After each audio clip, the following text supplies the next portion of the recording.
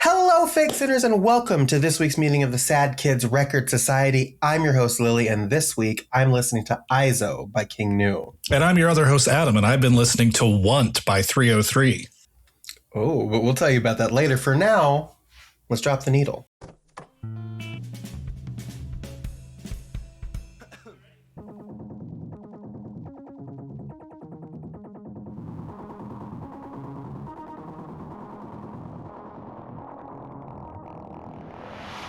This is amazing. You are literally like my musical soulmate.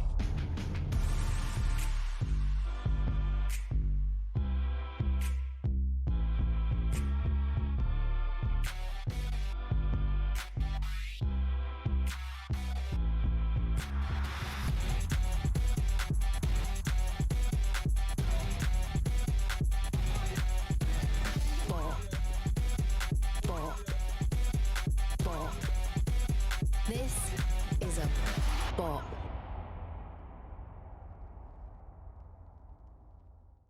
Holy cow, it's here. We're back. We're back. Officially. We did our little special episode 1 2025 recap episode, but this is the one. It's the 7th as you're listening to this. Today, though, it's Trans Day of Visibility as we're recording this. What did you get me for Trans Day of Visibility? I'm sad that I only got you my presents for this podcast. Oh, That's kind of a letdown. That's not super good. No. No. Of all the things you could ask for, this is what you got. Of all the things, it's the last thing. I didn't even ask for it. Technically. It's here, baby. I guess technically I did, because I was like, shit, the podcast is coming back. You good? And you're like, yeah, I guess. Yeah. And then it turned out that the day that we normally record is Trans Day of Visibility. You could send me money to buy pizza. Oh, hell yeah. That's not a bad idea. That's not a bad idea. I do have your Venmo. You do have my Venmo. Also, we gotta start talking about Adobe again, my friend. It's about that time. I was thinking about that before we got on the call. Anyway. Every month I see it go by and I'm like, fuck, the LLC's kind of fizzled out a little bit. Yeah. Well, we're back. Sad Kids Record Society, first episode 2 for it doesn't fucking matter. 1.2. 1.2, whatever. It's here. We're back, and today we have some really cool things to talk about. We're going to talk about that Rolling Stones list that we've been teasing so much. It's been way long past since that thing was kind of relevant, but it's still sitting out there. The content is still in there, and I still have not looked. And I'm really proud of you for that, because that is contrary to who I know you to be as a person. Yeah. So I'm really proud of you for that. Fuck the rules. I had like a weird. Fuck you. If you're watching on YouTube, I had like a weird like finger moment there, doing like throwing up gang signs and shit, trying to throw up a middle finger. Anyway, I'm Lily. That's Adam, and we're here to talk about music. Hey. Yeah. How you been? How you doing? Everything's a dumpster fire, but I guess it's going to be fine. The steady flow of no news is good news. Then you get some news and then it's like, oh no, hey, guess what I told you yesterday? Fuck you. It's something different today.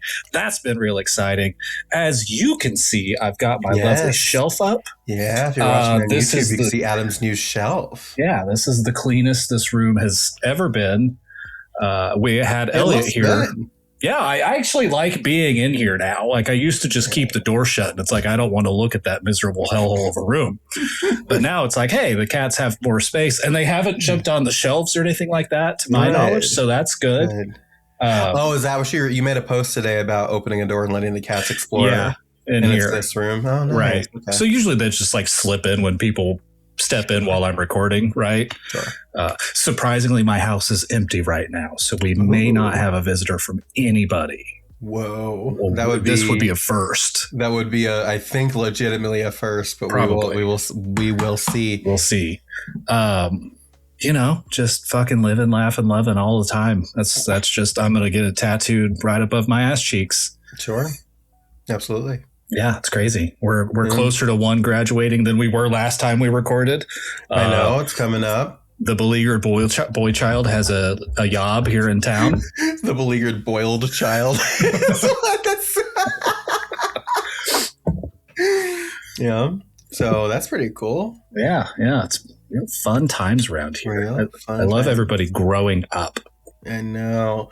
Well, as you can see here, my background is a little bit more depressing than normal. As you can see, we're preparing to move soon. Those are at a legit 3 different sides of Lowe's moving box. I love that. I didn't realize that I did that. Nice little colorful color gradient right there. But yeah, all my One Piece books are packed up. All my statues are packed up. The heaviest of boxes. Yeah, well, they're in that box. So that's what these 2 boxes are. That's all the statues. This is all the books. Fuck. And this is like office supplies and Legos and stuff. And then we're gonna start packing more stuff after that. But like the stuff, we're starting to get all the non-essentials packed up, and then we're gonna start worrying about like, all the other shit. So whatever. And that's May 1st. May 1st. So coming up from recording day, we're coming up in a month. So we're going to immediately have to do some like weird wonky, like double up recordings. So just be prepared for that as we get closer to that time. But there shouldn't be too big of an interruption because I'm just taking my computer and my recording stuff like on the road trip with me.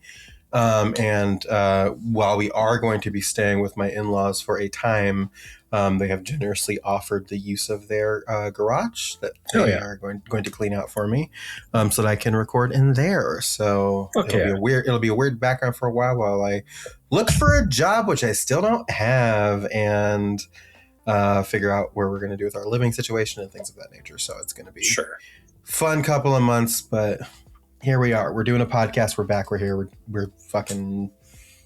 We're so excited. Yeah. Everything around us is burning, but we'll be happy. We'll be all right. And I am probably going to sneeze. Nope, it's gone. Fuck. Anyway. You willed it out of existence. I did. I don't like when that happens. There's something about the catharsis of a sneeze that really just feels incorrect if you don't get. So. Right. Yeah. It's the worst kind of edging, really, that there is. In that nasal edging. In that particular case, I wish edging was not legal. No, but that's neither here nor there. Before we get jumping into the topic at hand, I do have a couple of little messages to read here. Oh hell yeah! We did a couple, not a ton, but we did get a couple.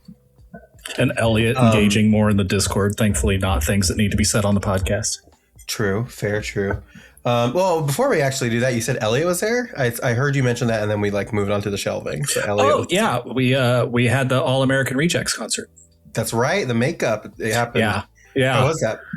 I fucking loved it, but I felt so bad. Like that was the worst crowd ever. Oh, it was enough to where I was like, we should not be this far back. Cause like, I want them to see that people are actively like engaging with this concert.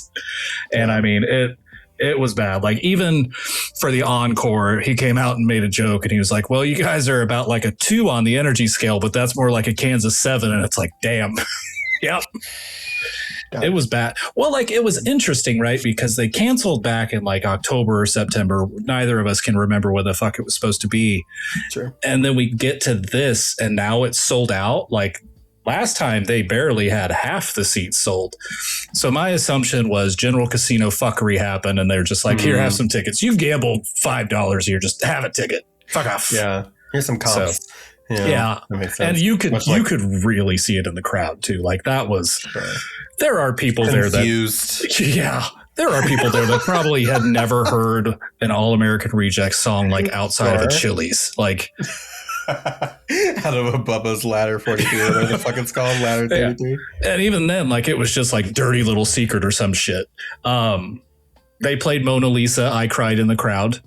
Oh. Okay. I was like, it came like there was no preventing it. That was one song that I was like, if they play this, I will cry. And then they did play it and I did cry, which I'm sure is really awkward for a lot of people around me because you've seen me. Kind of like, you're like a very tall, lanky, like I stand slender man looking dude. Yeah. And like I have RBF outside of things. Like, so I generally don't look like an approachable person. So when that guy cries, people probably think I'm going to shoot the place up. Probably. I mean, you're just getting like a big like wash of emotion. Yeah. Yeah. I'm trying to remember the last time I cried at a concert because it's been a long time since I've like been to like a show where I would have. I think it might have actually been back in Washington because there's this really, really awesome venue out there called the Gorge. And it's in George, Washington, the Gorge at George.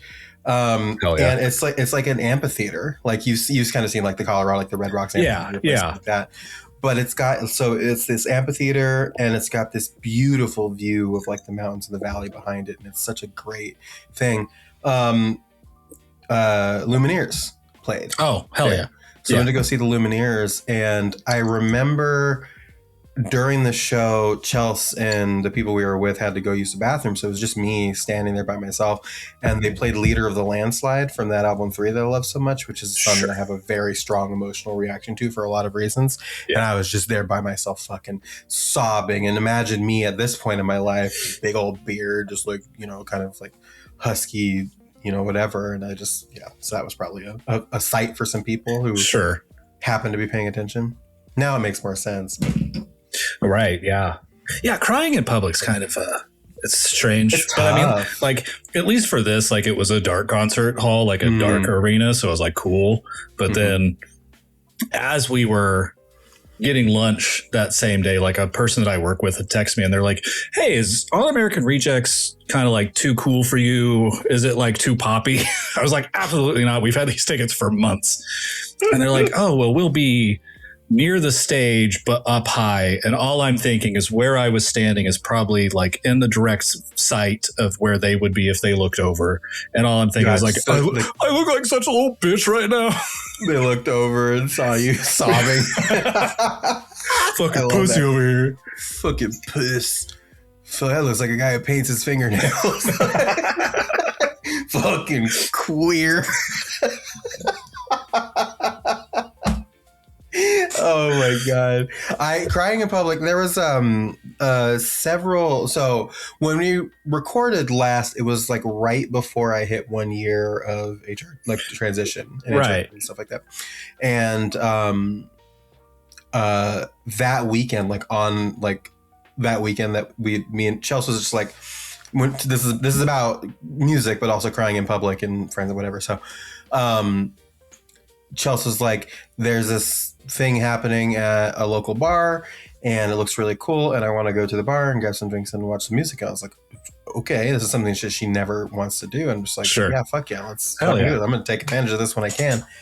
And I should have known that she was up to something. Uh-oh. We went and we had dinner at this place downtown that we really like. And then it's in the same strip as the bar district in Dayton. So we went to the bar where the show was being played and she was acting really suspicious. And I was like, well, we'll sit here because it's just a nice round table, no high top because I fucking hate high tops. If I can help it, I avoid them at all costs. And it was a really good view of the stage and all this other stuff. And she's like, oh, do you want to sit over there? And there was like a high top on the other side of the bar. And I was just like, no. And then as soon as she asked, some dudes like swooped in and took the table anyway. So I was like, oh, well. So I sat down and she was just being like really shifty and like acting all weird. And it was just like, something's wrong here. And so I looked good. Okay. I looked fucking hot. All right. And I was like, had all my makeup done and whatever. And so we're just sitting there. I had a drink or two and I ordered like a little snack and like a little appetizer because they served food. And we were just sitting there, and one of my friends that I hadn't seen in a while was there, so we talked for a little while, and that was really cool. And I'm sitting there, and I take a sip of my drink, and so the way that the bar is laid out, I'm looking ahead here, and this is the stage, and I can see the front door is over here to my left. So I'm kind of scanning around generally, and in my peripheral vision, I see this, another tall, skinny white dude that I know. Yeah. Long hair, beard, big beard. And just out of the corner of my eye, I'm just like, is that my friend? Is that Cole? My friend Cole, who you know, Cole. And I was like, is that Cole? And I was like, no, it just looks like him. And I was like, that's fucking cool. And I like whip my head to the side and I see him and I shoot up and I like go and I give him a big old hug and I'm like trying my best not to like sob because like I hadn't seen him in a year. The last time he saw me was like right before I started like my medical transition. Sure. So it had been the first time I'd seen him since then. And it was just like this whole moment. So she had surprised me with a visit from him and his wife and they were down for the weekend and it was really cool. So I think that was the last time I cried in public. Yeah. That's a good reason. That is. I like that. Yeah. But yeah, let's move swiftly along and talk about these messages that we have. We have a couple. Really quickly. Our timing is fucked here with your move. Why? Because I may have to travel to Ohio at the end of May. Oh, bitch. Okay. Well, I know, right? Like, well, my grandma passed away a couple of months ago.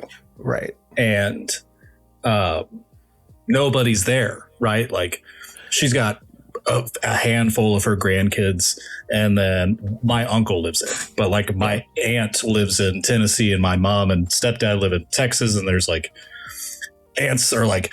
my great uncles and aunts are spread all over. So there's like, well, let's fucking just find time to do it. And now it seems like that will be the very end of fucking May. Cool. And she'd been asking like this entire time. She's like, are you going to stop and see your friend? I'm like, no, not now. Life has happened. Whoops.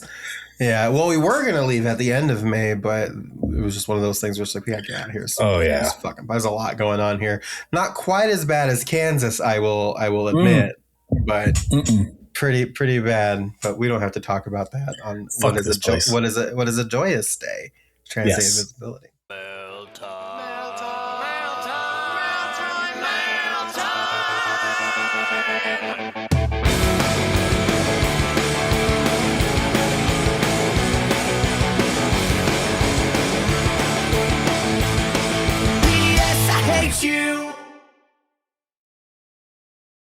Instead, we'll talk about a message that I got. This was I meant to read this on our last episode, but I did forget, as I want to do. We got a message from somebody new, so I have to come up with a nickname for this person if he decides to continue writing in. Hi, I'm Jas. I discovered the show in December and I'm almost finished with it because I may have hyperfixated a little. Welcome to the club. That's how we adopted most of our children here on the podcast. But I would just like to say that you should totally do an episode about IDK How or the Brobex in the new era because Dallin is awesome and makes great music and it could technically be classified as emo, but really only because people associated with Panic, that's all, also have a cursed Boyd, and then just sent me the most cursed photograph of Brendan Urie I've ever seen in my life. I don't think I've ever seen this picture before. It fucking sucks. I'm pop over. I'm going to send it to the Discord right now so you can revel in this with me. Looks like a fucking serial killer. And if you're watching YouTube, I will have popped up on the screen. Yes. Is that not awful? That sucks. Oh, wait. Oh shit! I don't have glasses in here. I could almost like redo this right here. Don't do that. Now. You could just not. You could turn your light back to the way that it was and stop doing that. Thank you for the cursed Boyd, Jas, and thank you for the suggestion. So, the conceit of this podcast is yes, like the pop punk, the emo. You're going to discover, and this is what I said to Jason when I replied to his email. You're going to discover that the genre restriction is not as rigid as you may think. Pretty quickly, actually, like a shock with a shocking amount of quickness. And we do have plans to do some IDK How and some Dallin projects on this podcast, so do not fret. We've got a whole list. It's a whole thing. So thank you for that, Jas. Welcome to the club. We've also got a letter here from the kid. It's Lotus. The child. Hello there. The child. That's right. It was the child. I need to get back into the groove of things. We have a letter from the child, Lotus, who says, hello there. Just sending a quick message to say how happy I am to have y'all back and how excited I am for the new podcast. And to any new listeners, welcome. Adam and Lily are the best. And just because it's a special day, I'll say it one more time. Happy Ryro Tuesday. God damn it. I know I'm giving them way too much leeway with this, but we'll get back into a groove. It's not about that anymore. Anyway, also the day that I'm sending this / the day the episode is being recorded is Trans Day of Visibility, as we discussed. So happy Trans Day of Visibility. Thank you. You will hear my thoughts on the Rolling Stones list next week. I have many. Love you. Bye, Lotus. Thank you, Lotus. Lotus is out there doing their best with shit right now. So yeah, that's really good. They made sure to message me because I sent something back to I don't know. They had a story about buying tickets to a Muse concert, and I just said, no, don't. Damn. Only because I can just assume the price of a Muse ticket. I guess it depends on how much they are, because if Lotus is considering them, then I imagine that they might be kind of affordable. I will admit, like, I'm not the biggest like general Muse fan in the world. I like some of their stuff, and I like some of their earlier stuff. Muse as a performance, as a show, is unbeatable. It's really hard to say. Oh yeah, I bet a Muse concert, because they put on a fucking show. So, sure. We'll see. Yeah. So definitely, if you've never seen Muse and you have the opportunity, and it's not a limb giver upper, I would say take the opportunity. Personally, yeah. That's just me. Thank you for those messages, everybody. Really appreciate that. I honestly, I wasn't thinking we were gonna have any messages on our first episode back, so that's a cool surprise. Yeah. So yeah, let us know. You can email us at thediscopod@gmail.com. That was certainly a moment that you were having there. I squashed a water bottle, and it was just going to continue right on the microphone. Yeah, which you do have a problem with, as we know. You have a big moving around, rattling problem. Yeah, there's a lot of noises that happen that I think you may need to take medication for, but that's not a conversation for right now.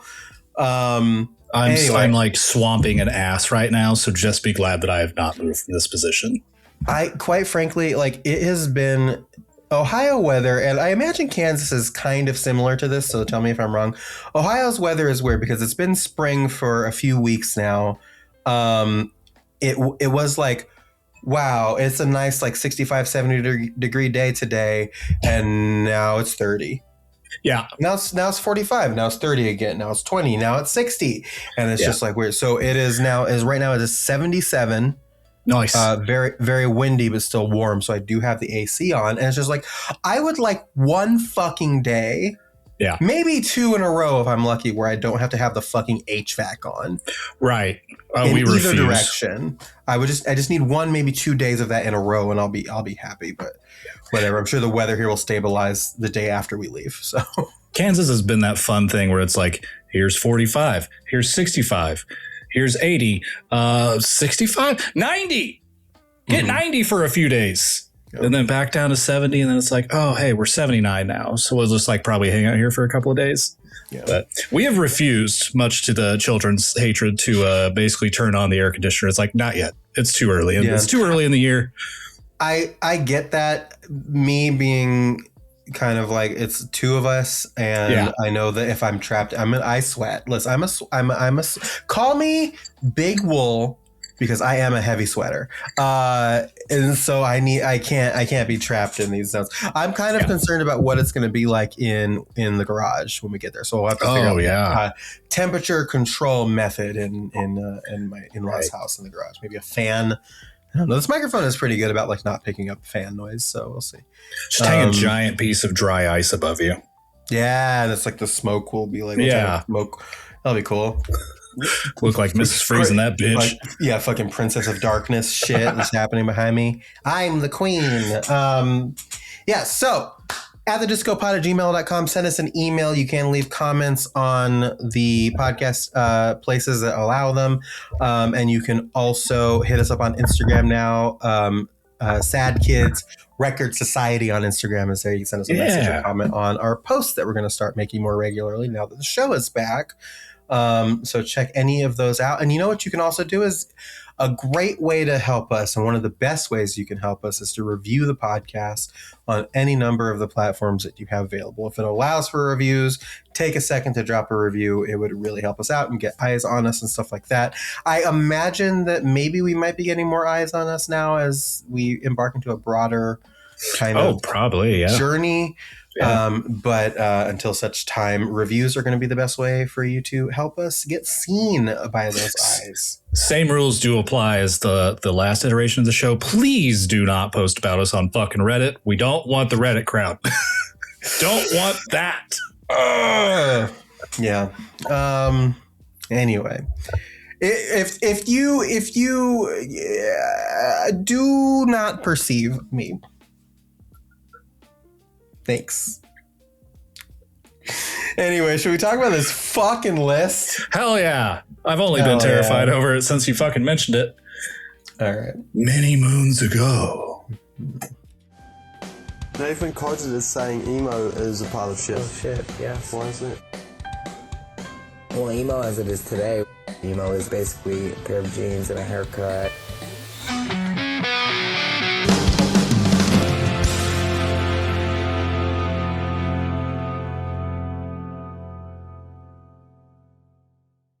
So this is really fucking bright, so I'm just gonna have can like a see fucking white light shining on my face as I look over here.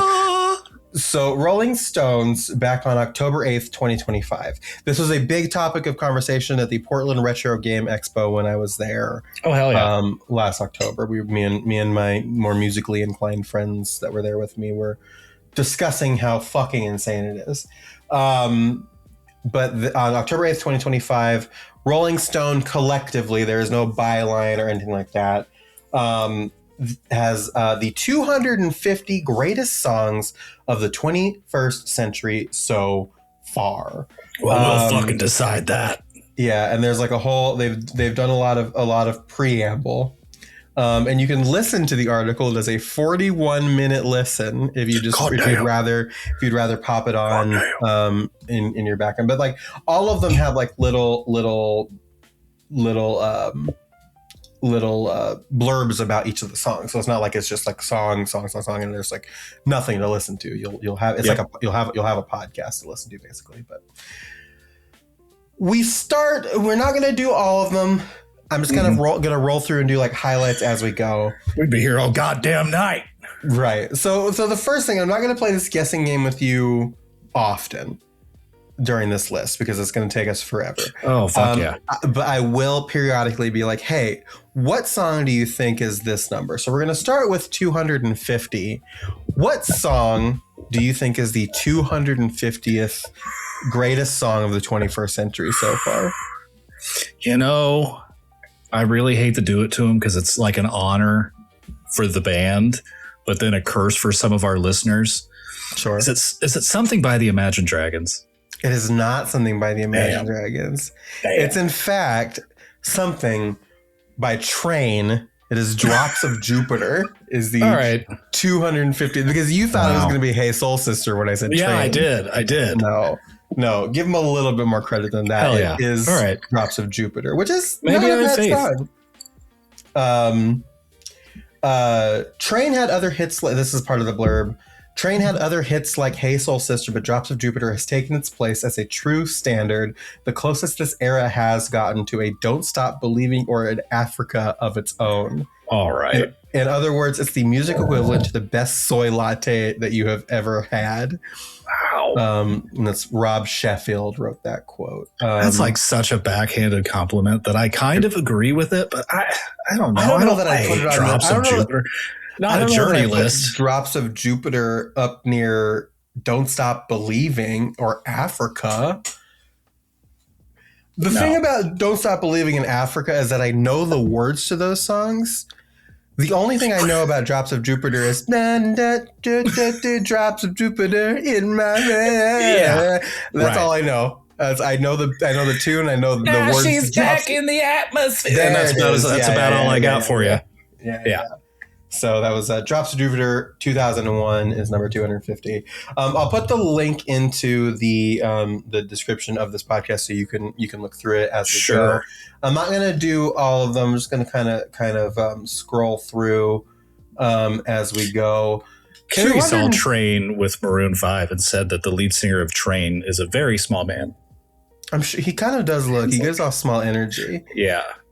The song "Hey Soul Sister" has a line that I don't think he should ever be forgiven for, which is my heart is bound to beat right out my untrimmed chest. Yeah. I don't know that I like that, and I think he should be punished for it. Yeah. I mean, don't know how. They do also have like Meet Virginia right there. Like that's pretty good. Yeah, it's all right. 246 is Sunflower by Post Malone and Sway Lee, the song from Into the Spider-Verse. Okay. It was Sunflower, that song. That's pretty good. I like that. That feels kind of low, but I mean, that's probably also recency bias. Yeah. 242, you may appreciate this, is My Block by Scarface. So that's 242. Yeah. This is going to be a great list. I can already feel it. Yeah. Eclectic. And 241 right after that is Teenage Dirtbag by Wheatus. Wow. Yeah. TikTok, eat your fucking heart out. TikTok, eat your fucking heart out.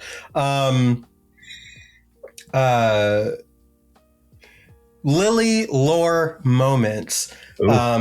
When I lived in Washington the first time, and there was this group of mine called the Toe Gang, and it's not important why we were called the Toe Gang, but it was a group of 5 friends, and that was our trivia. That was our trivia team. And whenever we would happen to go to karaoke together, we would always sing the 5 of us Teenage Dirtbag by Wheatus. It was a big nice. Yeah. A quarter century later, the song that Brendan B. Brown wrote, that's a triple B right there, in part about a grisly murder in the Long Island town in which he grew up. Did not know that part. What the fuck? Yeah. Is now a karaoke standard and Y2K signpost. Between Brown's third verse falsetto to his evocation of 80s adolescence, the song's dated specificity has actually helped to endure. Covers and interpolations from One Direction, SZA, and Rod Wave have given this song have given this song a new Gen Z resurgence. While Weezer has continued to increase global appeal by covering the song that many assume they wrote, whatever drove people to the song, Brown told Rolling Stone in 2020, is way more important than some Satan murder in my hometown. What the fuck? I gotta look into that. Hold on. What the fuck? I did not know that. Dirtbag murder? Question mark? Let's see.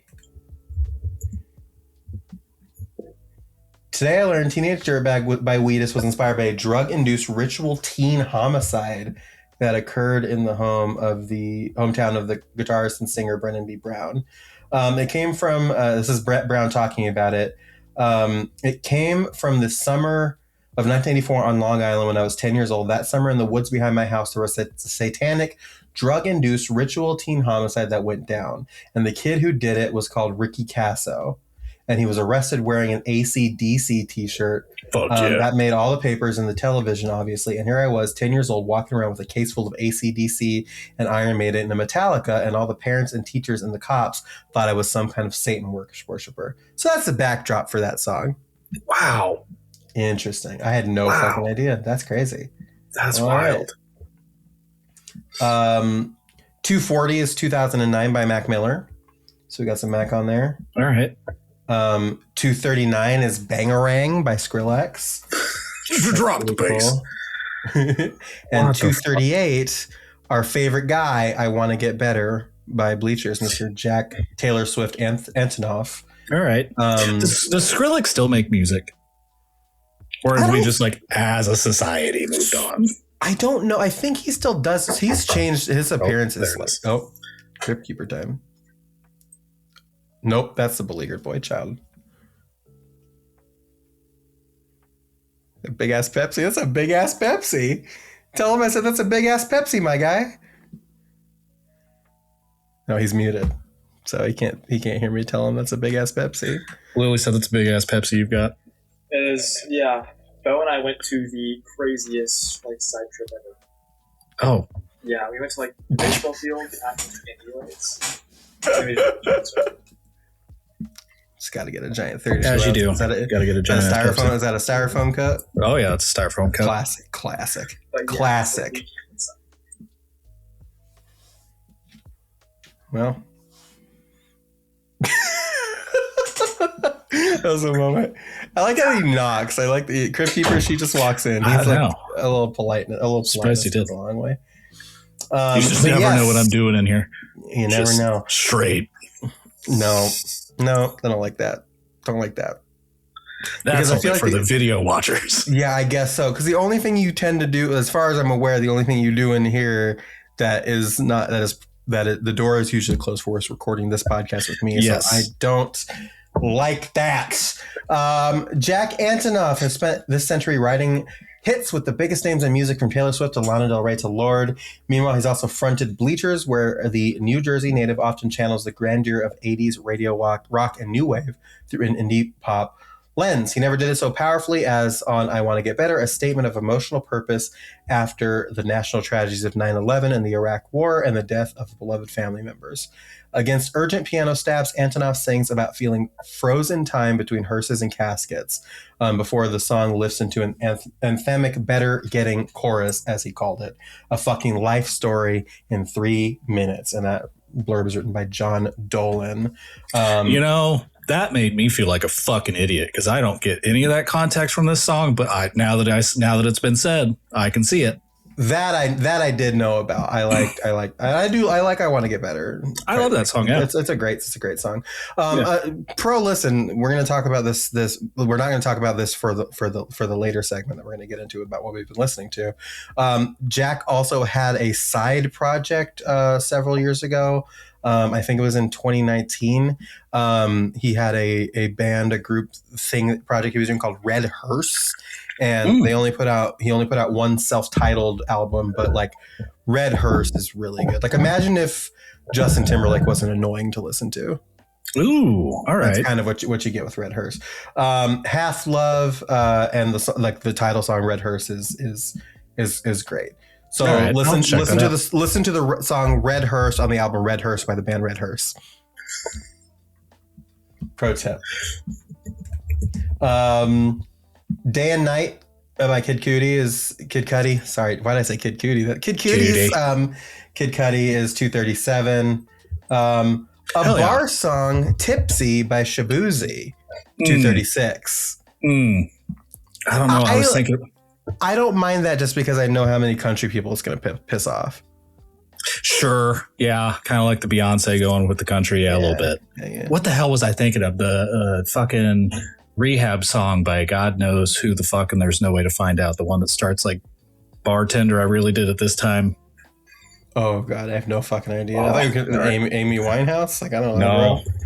No, I like a bar song. Sitting at a bar, song by Rehab. Song by Rehab. That's crazy. That there's a band called Rehab with a song called Sitting at a Bar. I've sent this to you. You'll play this for probably like 5 seconds. You're gonna be like, oh yeah, I've heard this song. Okay, hold on. Let me just do that now. So while video unavailable. Oh, well, my bad. Wait, hold on. It's because it's in Discord. I tried to do it in the preview in Discord. Oh yeah, I didn't like that. Is that Danny Trejo? Is Danny Trejo in the video? What? Yeah.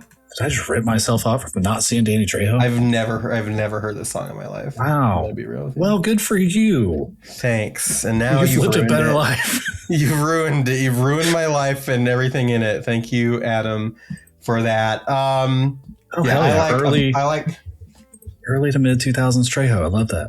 Yeah. 235 is Times Like These by the Foo Fighters. Let's see. Cruise by Florida Georgia Line is 231. What the fuck? Yeah.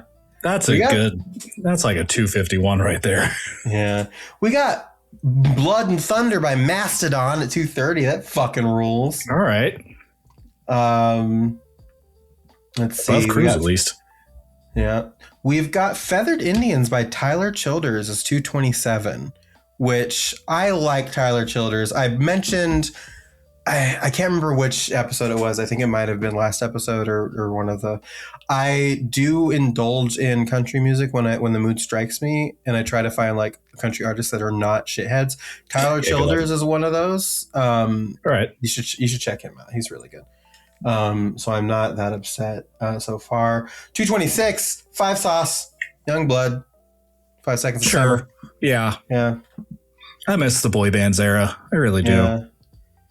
Yeah. Speaking of boy bands, have you had the Arirang? BTS? Yeah. Oh, they're back and I'm back and they're back. Oh my God. We can talk about that. That is like oh, okay. We'll talk about that later. That's deep cuttable. Army strong. We've got a Kanye beat here, which like I know he's kind of problematic, but you can't really talk about iconic 21st century songs without bringing up a lot of Kanye music. So we've got All of the Lights by Kanye featuring Rihanna and Kid Cudi, which all right. I'd say out of all of his most popular songs, I'd say here is about good for this one. Do they repeat artists on this list? A couple of times, yeah. Okay. Yeah, there's a few repeats on here. Like you said, like it's hard to talk about him without everything else generally that he's done, but like, God damn. If there's no Yeezus on this list, I would be okay, but I would not be okay. Yeah. So this is an interesting sentence because there's some stuff on here that I did not know. If you didn't know better, you might think Rihanna with her searing hook, Kid Cudi with his mantra on the bridge, Fergie with her lightning quick rap sequence, and Alicia Keys with her belted ad-libs were the only features. Didn't know Alicia Keys was on that song. Nope. Under what may be West's most inspiring, invigorating, and empathetic production and performance laid Elton John, Drake, The Dream, Charlie Wilson, John Legend, Ryan Leslie, Ellie Jackson, and Tony Williams too. Whew, that's crazy. God damn. Too bad I won't be going back to re-listen to it. No, I don't think so. Oh my God. We got a 222 Rewrite by Paul Simons on there. 221, we got No Children by the Mountain Goats. 220, TikTok by Kesha. Oh God. I mean, I'm not mad about it. I want to be, but I get it. It's fine. Yeah. Right above that, though, at 219, we got Holy Shit by Father John Misty, which I'm like, okay. I can handle some John Misty on there. 218, I'm Sprung by T-Pain. I mean, T-Pain's got to come back. T-Pain has to be. T-Pain should be like 50% of this list. T-Pain's been either has a song or has been a feature on at least 50% of this list. Yeah. Right above I'm Sprung, we've got 217, Throw Some D's by Rich Boy featuring Palo the Don. Fuck. Throw some D's on them, yeah. 216, we got Wagon Wheel by Old Crow Medicine Show. I fucking hate that song. No, I don't. 215, we got Truth Hurts by Lizzo. Skip down here to Love Story by Taylor Swift at 213. Okay. We've got we're gonna play the game again. 210. 210. What do you think is at 210? God damn. We've been all over the place. One Direction. No, it's not One Direction. I'll give you one more chance. It's R&B. I believe it should probably be higher. Ooh, so then you've got like Neo or hip hop, R&B, rap. Say you've got like Neo or Usher here. I gotta go Usher. Okay, it is Usher. What do you think is the song? Now, this list isn't going to have stuff like Oh My or Freak. Is it Confessions? It's not Confessions. It's Burn. Oh, all right. Yeah. It's Yeah. Yeah. Featuring Lil Jon and Ludacris. I think Yeah should be higher, honestly. Absolutely. I think that we should be in like the 200 to 151 range at least for Yeah. Yeah. That's just me. Like, this is the song that basically introduced the world to Lil Jon. It needs to be higher. Right. Yes. Let's see. We'll skip And middle down school a little dances eat ways. your fucking heart out. Yeah. For me personally, 205 is too low for this song. I think that this song should maybe be in the top 50. Personally, is Jesus of Suburbia by Green Day. What a phenomenal fucking song. But it is 205. I wanted to take a big risk, Billie Joe Armstrong said, and this was a 9-minute, 5-movement suite. They aimed for an emo Bohemian Rhapsody, but delivered something more like glam punk, rockin' in the free world for kids watching U.S. tanks roll through Baghdad on cable. The music is as ambitious as its message, which nods to forebears from Patti Smith and Ginger Baker to Moon Age Daydream, served over big chords and crisp couplets. I've walked this line 1,000,001 fucking times, Armstrong spits, and he never stopped. The band keeps re-aiming the charge for MAGA, Ukraine, Gaza. The angry old man song they swore they didn't want to write is exactly what each new version of Idiot America demands. All right. Yeah. It's a great fucking song. Yes. All right. I have opened this list. I'm not scrolling past where we are. Okay. I'm going to scroll where we're at. Yes, there are some there. I want to know if there are some highlights for you that I skipped over that you would like to bring up. Accidentally almost started a video. I'll say 201. The end of this section of the list is "Lemonade" by Gucci Mane, not Beyonce. It's Gucci. It's your boy Gucci. It's shout out my fella Gucci. I did see that 249 was Tweet's song "Oh My." Oh yeah. And I just thought, I don't even know why that's on this list, but hey, fuck it. I can get behind it. All right. So, any crazy objections do you have to 250 to 201? We've gotten through our first section of this list. No, I mean, not yet. Like, it does have me a little scared about what's coming. Yeah. I think is more so the problem.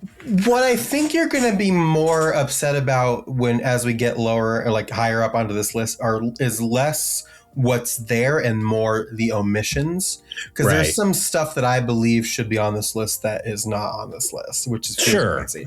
I think, and I'll just spoil this part. I think there's only one Linkin Park song. Oh damn! Yeah, which feels crazy to me, but whatever. See, yeah, no, that is now crazy, and I don't like it.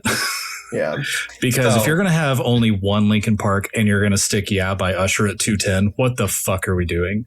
Yeah, so 208 being "Pieces of Me" by Ashley Simpson is also kind of fucking hilarious. Skip over that "Pieces of Me" by Ashley Simpson. It was the dance. It was the SNL moment that really rocketed that up there. It's iconic.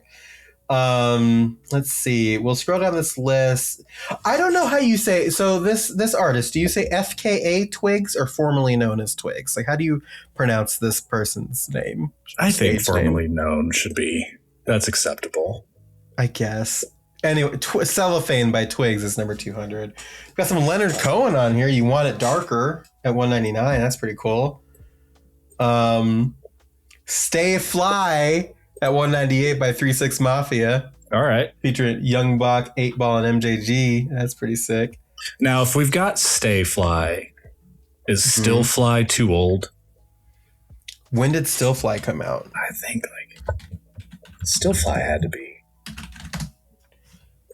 Still Fly was... No, it's not. Still Fly is 2002. Okay. All right. There's a chance. So there's a chance. We got a chance. Yeah, because we got 2000, 197, He Wasn't Man Enough by Tony Braxton's on here. They're There by Radiohead is 196. So that's interesting. I don't know if Radiohead jumps back in, but there's definitely some Radiohead songs that should be on this list. Right. Yes. If They're There is here. I want to know why.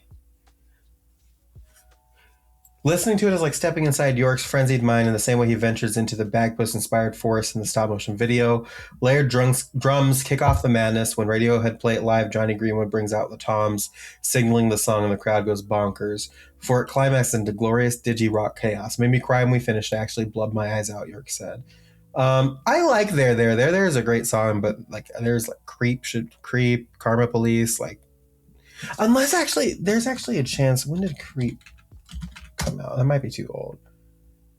Which feels like a holy shit. Creep was 1992. I'm fucking all right. I wish you didn't do that. I'm so sorry. God damn. And Karma Police was 1997. So fuck me, I guess. Whatever. Fuck. Time is fake. Anyway, that's fine then. I don't like it. Time for your guessing game, Adam. Complete left turn from your last guessing game, which was by Usher. Complete left turn from there. What do you think 195 is? Think more in our wheelhouse. What the prospective subject matter of this is. And it's not one of our bands, but it is a band. Yeah. But it is a band that we would cover on this podcast. I'll give you that. Okay, so let me be controversial as I have to. Sure. Is it a band that we would cover and I would dislike listening to? Ooh, that's a good question because I don't know your opinions on this band, but I would expect you would like them. I expect you like this band and this song. Okay.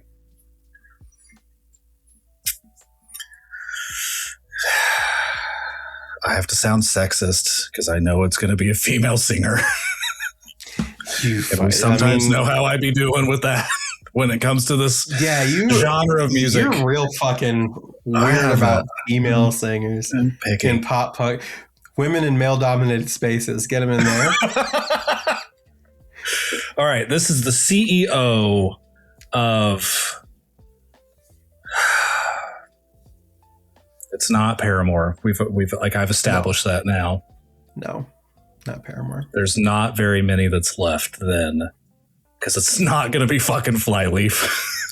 No, it's not Flyleaf. I can tell you that much. That's great. What a great pull! It is Evanescence. It's okay. Bring Me to Life. It's 195. All right. By Evanescence. Do you like Evanescence? Do you like the song? Or are you weird about it too? I am not like a huge Evanescence lover. Carrie loves them. I mean, insofar as the fact that I think they're coming to Kansas City sometime soon. And Elliot messaged us and he was like, "Hey, would you guys want to go to this?" And I was like, "I don't think I want to see Evanescence." I'm fine with them passing by on a playlist. I don't think I want to pay money and be locked in for 90 minutes of Evanescence. And Carrie's like, "You fuck." Pretty fucking much is about how that went. So I don't know. Maybe I could be persuaded. Listeners, if you have an opinion on this, please shun me into going to see Evanescence if it's not sold out. I'm sure they. The song, it's hard to let go of how it's pretty iconic of an era. This, truly, yeah. It was definitely one of those songs from the genre that transcended the genre at the time, for sure. Because I know there's another song that's just as big as this that I can't remember. I know there's Call Me When You're Sober, but there's another one that's almost as big as this that just, I get it, people love it, but it just now I'm curious because I am confused about what you may mean. Going Under. That's it. And My Immortal. That's another one. And that's My Immortal. Yeah. Yeah. This fucking song was on the Daredevil soundtrack. That should say something to you. It was on the Daredevil soundtrack. Ben Affleck's Daredevil. Daredevil Born Again, by the way, is back for season 2. Ooh. So good. Anyway. I need to just pull the fucking Band-Aid. You need to get into it. It's really fucking good. You'll like it. We'll skip down to 192. That's The A-Team by Ed Sheeran. Followed by 1901 by Phoenix, which is another great song. I like that song. Okay. Let's see. Kids by MGMT is 187.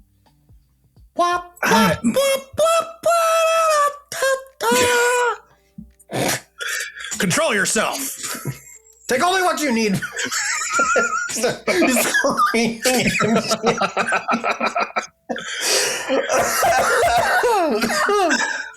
I love. This is going to be something that I can't say out loud. I love kids. Pause. But I really love Electric Feel. Yeah. Like Electric Feel, I think, with like, and it might be that hipster, pretentious ass part of me that's like, my kids is really good, but what about Electric Feel? And it's like, I really think Electric Feel has like such a bopness to it. Yeah, I think the difference is that you admit that, like, you recognize that Kids is a great song. Still, yeah, like, you give it its props. You just like Electric Feel better. If it was truly like hipster trash, you'd be like, that song fucking sucks because it's popular. Listen to this one instead. Right, and that would be kind of the vibe of it. Well, I think like both songs could be used to market very different A24 movies as well. As well, it can market two very different kinds of movies from A24. I do declare A24. Kids could be one of them coming of age movies. It's got kids in the title of the song. It's got to be. And then you got Electric Feel over here, and then we got a little romance. You got romance. You might have Robert Pattinson. I love me Robert Pattinson. Are you saying that you love you some Robert Pattinson, or are you telling Robert Pattinson to love you? Both. I'd like for Robert Pattinson to love me. I've been Team Edward since about 2007. With that accent, you may want to have some conversations with some people. 186 is our first Beyonce song. What do you think it is?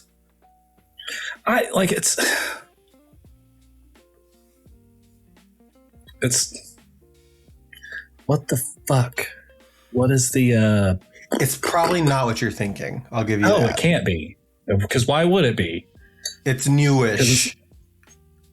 Okay, then I can't put my hat in this ring. It's Cuff It from Renaissance. Okay. Yeah. Is this the country album? Like, I see now a picture of a horse. No, I don't think so. It was okay. I don't think so. I can't remember which one Renaissance is, but I don't think it was the country one. No, that doesn't sound like it. I just 185. I just need to, and I think specifically Annie Blue 012 Hi Annie will appreciate this one, and probably because again we're on the same wavelength and everything. Somos Más Americanos by Los Tigres del Norte is on this list at 185, and you have no frame of reference for that, but I'm great. Love that. Send it. 184, Miss Jackson by Outkast. That's too fucking low. That's way too fucking low. Like, oh my god. Unless you're gonna have a bunch of fucking Outkast songs further up, that's too low. Right. Like, I don't even think I could fall for The Whole World being this low. And I love The Whole World, but I see what Miss Jackson is. And it's like, if I had to put one here, I guess I could sacrifice The Whole World and the fucking perfect song that it is, but what the fuck? I don't think that, we could have and should have talked. Oh, my pen just went flying down. Why are my pennies For the listeners, this is a pen, not a Benjamin. Yes, no, this is an actual pen. Yeah. I just threw it, and I don't know if the microphone is going to pick up what I just said, but I tossed it and I said, why is that? And then, yeah. We got a part of it. I'm sure. I'll tell you after. 183, we have Happier Than Ever by Billie Eilish. The Story by Brandi Carlile is 182. Oh, I had a thing that I was going to say. The pen detract. There's one thing we didn't talk about on the 2025 episode that we could have was the Rock Hall stuff. Oh, sure. So we had a lot of stuff. Outkast, the reason why it was inducted into the Rock and Roll Hall of Fame, among many other people. It was a pretty cool show. Cyndi Lauper got her flowers finally. There's a lot of people that got inducted in there, but nice. Cool shit. Anyway. Back real quick to Billie Eilish. I kind of feel bad because I really do love that album. Like the When We All Fall Asleep, Where Do We Go album. Like I played that shit back to back to back to back. I think that's probably what really helped Chapel get in my fucking radar because she hates kids as much as I do, actually. Sure. But like, I didn't really vibe with what came after that. And I don't know if it was just because like I really fucked with the dark shit and like the weird shit that was happening here. Like some of those songs sounded sinister as hell. And that really was like cool to kind of listen to and experience for the first time in headphones. But like anything after that, I've just heard on the radio and I'm kind of like, oh yeah, I liked Billie Eilish before she was cool kind of thing. And it's like, I don't know. Like my 14-year-old daughter wears Billie Eilish shirts, and I'm like, I can't be one of you. Yeah. No. 181. We've got Work by Rihanna. We've got Use Somebody by Kings of Leon at 180. See, like this also can't be the only Rihanna song on here. I can't imagine it. Right. I mean, Work is good, but like it cannot be all that's here. Yeah. Kings of Leon, Use Somebody. It's okay song. It makes sense to me that it's on here. It also makes sense to me if it was lower. Yeah. It also makes sense to me if it's the only Kings of Leon song on this fucking list. Absolutely. Yeah. 178, One Thing by Amory. Ooh. It's just one thing that's got me. Yeah. So I forgot about that song, but that's a good one. 177. This is an interesting one. And I was going to have you guess it, but there's no fucking way you'll guess it. It's Shallow. Shallow by Lady Gaga and Bradley Cooper from A Star Is Born. What the fuck? Yeah. It's interesting. That's something. In the sha-la-la-la-la-la-la-lo. I don't know. I don't know, man. I don't know. I guess. The list is getting kooky. Yeah. Like if it really has to fucking be here, as if there's not several other songs that exist from, I'll even say movies that I don't like more than. Actually, I really did not like A Star Is Born. I still have never seen it. I'll take a La La Land and I'll take a fucking Greatest Show over fucking A Star Is Born. Ellie and I were talking yesterday. I might have a La La Land rewatch in my future, but he has to go back and watch that. I just ended up on a website that I should not have gone to. I don't know how that happened. Is it porn? No, it's Aiken too. What? He has to watch Birdman or The Unexpected Virtue of Ignorance again. Because he was like, I didn't think I liked this the first time. And that's obviously how I felt about La La Land. So now we're locked in. Yeah. La La Land's really good if you pay attention, Adam. I did. 175 is Rock the Boat by Aaliyah. Go ahead. I get why you would choose this song, but it's like Try Again's right there. Yeah. Like, again, when did Try Again come out? Probably fucking too goddamn early. No, it was 2000. It was 2000. Had to have been. Yeah. Wasn't that the one that was on the Romeo's a Dead Man? No, Romeo Must Die. Romeo's a Dead Man. It's a game. Romeo Must Die, the Jet Li, pop. Fucking awesome movie. Romeo is a Dead Man. That's way more recent and way more obscure. Yeah. 174 is Chop Suey by System of a Down. That's too low. That's too low. That's way too low.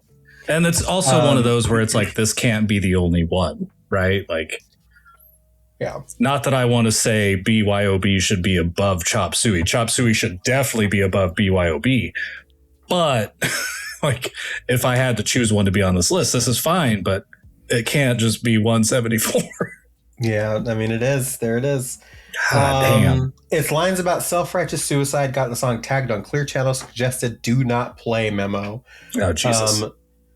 Chop Suey became a Billboard Top 100 charting hit, no small feat for a song built around whispers, shouts, disorienting staccato shards, and circus punk blasts. They can take something that seems really awkward and convey it in a way where you see it as beautiful. Producer Rick Rubin told Rolling Stone, it forces you to open your mind. I killed everyone. Yeah. Different vibe completely. 1-2 Step by Ciara. Fuck yeah. I'll take it. Yeah. I don't mind it. But again, if this is a Missy Elliott representation, can't be it. But well, technically, it's not. She was featured, but it's she's Ciara's featured. song. So it's not. So it's not Missy Elliott's representation. I'm gonna be pissed. Technically, 169. Noise. The Middle by Jimmy Eat World. Too low. Too low. I mean, it's a good song. Like, it's a good song. I don't think I'm going to say that The Middle is a great song, but it's a good song. It lives with all of us that are of this age. Like, you don't grow up to not know what this song is. It takes her down the in the middle. 167, moving down from 169, Espresso by Sabrina Carpenter. Damn. One better than Espresso, and I forgot that this is on here, so I don't think it's the representation that I was telling you about. 166 is Numb Encore by Jay-Z and Linkin Park. What the fuck? Yeah. I mean, it's cool as shit, but that's a wild. It's a wild ad. No one asked Jay-Z and Linkin Park to make a mashup project, but it's hard to resist how fun the final EP turned out to be. Inspired by Danger Mouse's recent Jay-Z meets Beatles project, The Grey Album, the Brooklyn rap legend reached out to the successful rap rock outfit to make something unique of their own. Numb/Encore was the only official single, an absolute monster in delivering the fusion of their two artistic worlds. Instead of merely tinkering with the original tracks, Jay-Z and Linkin Park decided to record the mashup together in the studio, creating a more seamless coalescence of their individual hits. Jay sounds like a natural fitting hit, fitting his classic hip-hop cuts into LP's alt-rock sound. Wow. Yeah. Wild. Like, there were 3 Transformers movies that came out that I'm sure had some sort of Linkin Park representation. Mm-hmm. I can't remember if the third had 21 guns. I don't think it did. There were at least 2 Transformers that they could have taken. It was What I've Done was for the first one. Here, I was gonna Google. New Divide was for the second one, and Iridescent was for the third one. Gotcha. Was it the fourth that had 21 guns? I know one of these Transformers movies had fucking 21 guns. Like Green Day's 21 guns? Yeah. Lay down your arms. Oh my God. Okay. 163 is Wolf Like Me by TV on the Radio, which fucking rules that TV on the Radio is on this list. I would not expect to see them. Transformers 2 Revenge of the Fallen has 21 guns. It was the same one as the other Linkin Park one. Yeah. So Linkin Park must have had something during the movie. Or Linkin maybe Park this was the first credits and then the 21 guns was after. Maybe. Linkin Park famously for those first 3 was like that was the credits song. Was like the Linkin Park song, so maybe. We've got Marvin's Room by Drake, 162. Cruel Summer, I'm just skipping over that as fast as possible. Cruel Summer by Taylor Swift at 161. That's our first Taylor Swift representation is 161. Which is wild to choose that song. Yeah. Not even the best song on the fucking album, but that's fine. No. I love Lover, but fuck you, Cruel Summer. Paper Rings is like right there. Come on. Yeah. 159 is Float On by Modest Mouse. Okay. I can't argue with that. I like Float On. Our first Kenny K-Dot reference or entry here is Money Trees featuring J-Rock. We got Kendrick Lamar up there. I do love Money Trees. It's a really good song. I think I like that it's a J-Rock feature is on here too, because they were really tied together back then. I don't know if I would choose Money Trees over a lot of Kendrick's song. And again, Money Trees really good. When I first heard Mad City, like Money Trees was one of those songs that I just said immediately on a playlist with other songs. Like Money Trees good. Yeah. Backstreet Freestyle, like right there. But again, you have to hope and expect, because I don't remember some of these at this point. You have to hope and expect that there's more Kendrick on here, though. Yeah. I'm praying, I'm wishing, and I'm hoping. Something at 157 that I do think should be higher is the Johnny Cash version of Hurt. Oh, yeah, absolutely. Feels like 157 feels way too low for that song. What an incredible rendition. For the original artist to come out and say, like, that's not my song anymore, man. Right. That's crazy. This one, I'm going to play a game with you on this one, a guessing game. 156. You probably are, this is something you're going to be real into, I believe. Okay. You like this band. Okay. It is a band we are going to cover on this podcast. Woo! We've already scheduled an album. Spoilies for the listeners. Spoilies. Because I did go back and look at the list earlier, too, when you were like, we have tons of ideas. It's got to be the Killers. Nope. Wow. Fuck. The way to spoil the Killers is going to be on the... Yeah, anything I guess now is going to be here. Yeah. It is I Miss You by Blink-182. All right. That feels low. It does. Like, again, this is a generational song.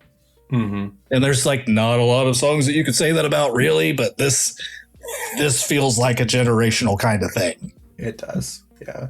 You don't have people walking around fucking talking like weird goddamn Tom DeLonge for nothing if this song didn't exist. That's true. I miss you. Where are you? Where are you? I'm so sorry. Like, come on. The result of this track is a polished track that provided a perfect backing for the stark vulnerability and mature candor of DeLonge and Hoppus's lyrics. So, 155, Fallen by Alicia Keys. I don't particularly understand why this song is above the other two at 154, but I did bring up the other two of the big three, so we had to bring up that 154's Middle Child by J. Cole. So What by Pink is 152. A Punk by Vampire Weekend is 151. What the fuck? So this section of the list is where shit starts to fucking break down for me. Where I'm just like, what the fuck is going on at Rolling Stone? What crack rock cocaine are they smoking at Rolling Stone? But whatever. I'm scared. I'm fucking scared. We move to 150, the next 50 on our list. We move to 150. We have Ride With Me, Nelly featuring City Spud. So I am still going to say that's too low. I know you will. I even might agree with you. I don't know that I think it goes beyond this portion of the list, which ends at 101. I'm fine with that. But I do think it should be higher. I will agree with you on that. I'll give you that one. I famously love Nelly on this podcast. I love this era of Nelly specifically. I wish that he would have never done, God, what the fuck was it? The Suit. He did like that split album as his concept thing. Can't remember, it's Suit and shit for all I care. I really did not care for that. So I mean, like Nellyville was the last good one. I wish we could have done more of that. Whoops. Well, 147 is Sicko Mode by Travis Scott. Okay. We've got some Hispanic representation here. We got Carol by Lara by Ivy Queen at 146. And then we've got Adorn by Miguel at 145. I feel like I feel like the song was popular enough that I should bring it up, but it's not like my personal favorite. I remember Everything by Zach Bryan featuring Casey Musgraves is at 144. Interesting. I don't know this song. Then I should have skipped it. 143. No, you're good. Casey Musgraves, cool as hell. Yeah, I love Casey Musgraves. Zach Bryan's all right, I guess. I think. I don't know. Yeah, maybe. I Love It by Icona Pop and Charlie XCX, 143. I fuck with it, but it's way too high. Like it's it should be a little lower. I think. I think if it were like the 200 to 151, I'd be good. Mm-hmm. But we also have a memory in this house of a big ass pedestal fan running, and this song playing, and Gabe runs up to it and just yells, "I don't care," into the fan. So there's that. Yeah. But even memories, the iconic moments of you like going da da da into fans when you were a kid, right? Yeah. We've got a Blackpink song. I don't know a lot about Blackpink. I feel like I should know more about Blackpink, but I think it's doo doo doo doo. I don't know how to say that name of that song, but it's a Blackpink song. I'm sure you nailed it. It's DDU dash DDU dash DU DDU dash DU. It's that repeated twice. So I think it's doo doo. I have faith in you. Yeah. Doo doo doo doo doo doo.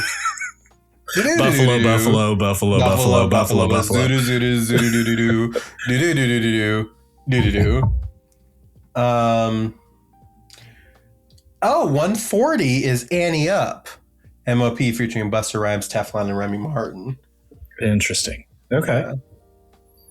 I gotta throw out some love for Rilo Kiley here at 139. Portions for Foxes is on here, which is like, fuck yeah, dude. I don't know if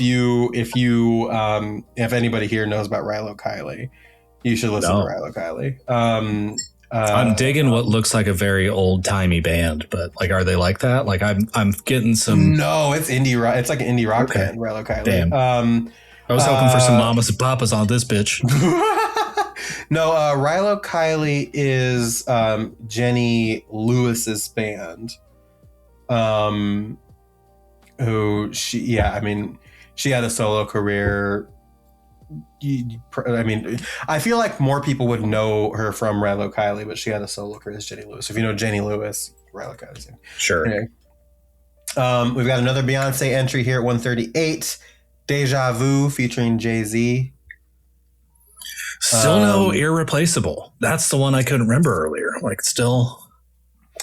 Here, we're going to skip down to 135, and I've got some problems with this one. All right. Water by Tyla is 135. What the fuck? That TikTok? Make me sweat, make me what? That one that was on TikTok, and like whenever it would play, like the girls would look at their boys and be like, "What are you watching on your phone?" And it's just like that song. All right. 135. All right. No, I think for the sake of podcast lore, though, you cannot skip 136. Oh no, I did. Oh, I'm so sorry. I'm so sorry. I'm this is my bad. No, you are right. 136 is Still Tipping by Mike Jones, featuring Slim Thug and Paul Wall. Can't skip Still Tipping. No. I'm sorry. That was my mistake. Yeah. Mike Jones. Oh. I feel bad about that, actually. What is it? 812-330-8004? Oh, God. Oh, man. Hold on. If that's it, I'm going to be pissed off at myself. I have other things I can do with this brain. 281-330-8004. I got the last 7. I missed the first 3. I'm okay. We're fine. Yeah, we're good. Anyway, so yes, Still Tipping. Then Water. Then at 134, Despacito is on there. So I'm okay with Despacito being on there. I think I would have been fine with this version of Despacito if it didn't like invade the world at a time. It became one of those like it's on every pre-programmed station. And it's like, I get it. That's cool. But God damn it. It does not matter what genre you're hearing Despacito. Yeah. Sorry about it. 133. You called it. We've got Umbrella by Rihanna featuring Jay-Z. Good. All right. So here she is. I'll take Umbrella. 132 is Complicated by Avril Lavigne. Damn. Yeah. Am I fine with this? Is 132 okay? I think 132 is okay. I think I'm fine with it. I'm fine with it. I'm going to be okay with it. Especially because 131 is Clint Eastwood by Gorillaz. Ooh. Yeah. Ooh. Yeah. Ooh. Love that. Okay. That's a great song, by the way. That's a great fucking song. Oh, my God. Hey, happy. Feeling good. I got sunshine. I know that a lot of people have seen. He has such a unique voice. Very much so. And I know a lot of people have seen the Gorillaz live, but I don't know why, but it's jumped into Carrie's like TikTok rotation. And every time that it's playing, like I'll look over and I'm like, that motherfucker looks like that. And I'm like, that's great that he can do this, but that's not what this says. Yeah. Then again, I guess you got like Wheatus. I about said Titus. You got some blitzball in this bitch. You got some blitzball playing on some fucking Titus of the Xanarchin Abes playing some blitzball. Let's go. Sports fans. That's a blitzball. Sports fans. Then again, I guess like you've got Wheatus and Teenage Dirtbag, so it's like, all right, I guess whatever. Shit can be done with your voice that just does not make sense to the human brain. The new album, by the way, Gorillaz' new album is really fucking good. And you'll one thing, like the concept of it, it's like they both, like Damon, and I can't remember the other guy's name, but he is a guy he works with, that they both lost their dads like in pretty quick succession to each other while they were doing this album. And so the concept of it is like kind of approaching death and that. And the thing they did, almost all of the features and collaborators are all like dead. Like they reached out to estates of people to get samples and features to put on this album, and they're all like, it's like a very, very interesting concept, very good album. Damn, all right. Definitely check that out. Clint Eastwood is a dub pop delight, at once buoyantly catchy, deliciously opaque, and mildly foreboding, with Albarn's dappled vocals heralding an intriguingly indeterminate future coming on, and Bay Area hip-hop vet Del the Funky Homo Sapien coming through with an authoritatively off-filter freestyle. Somehow, this left-field mix rendered a global hit. Great song. Yep. Savage Remix by Megan Thee Stallion featuring Beyonce as 129. I have never heard that.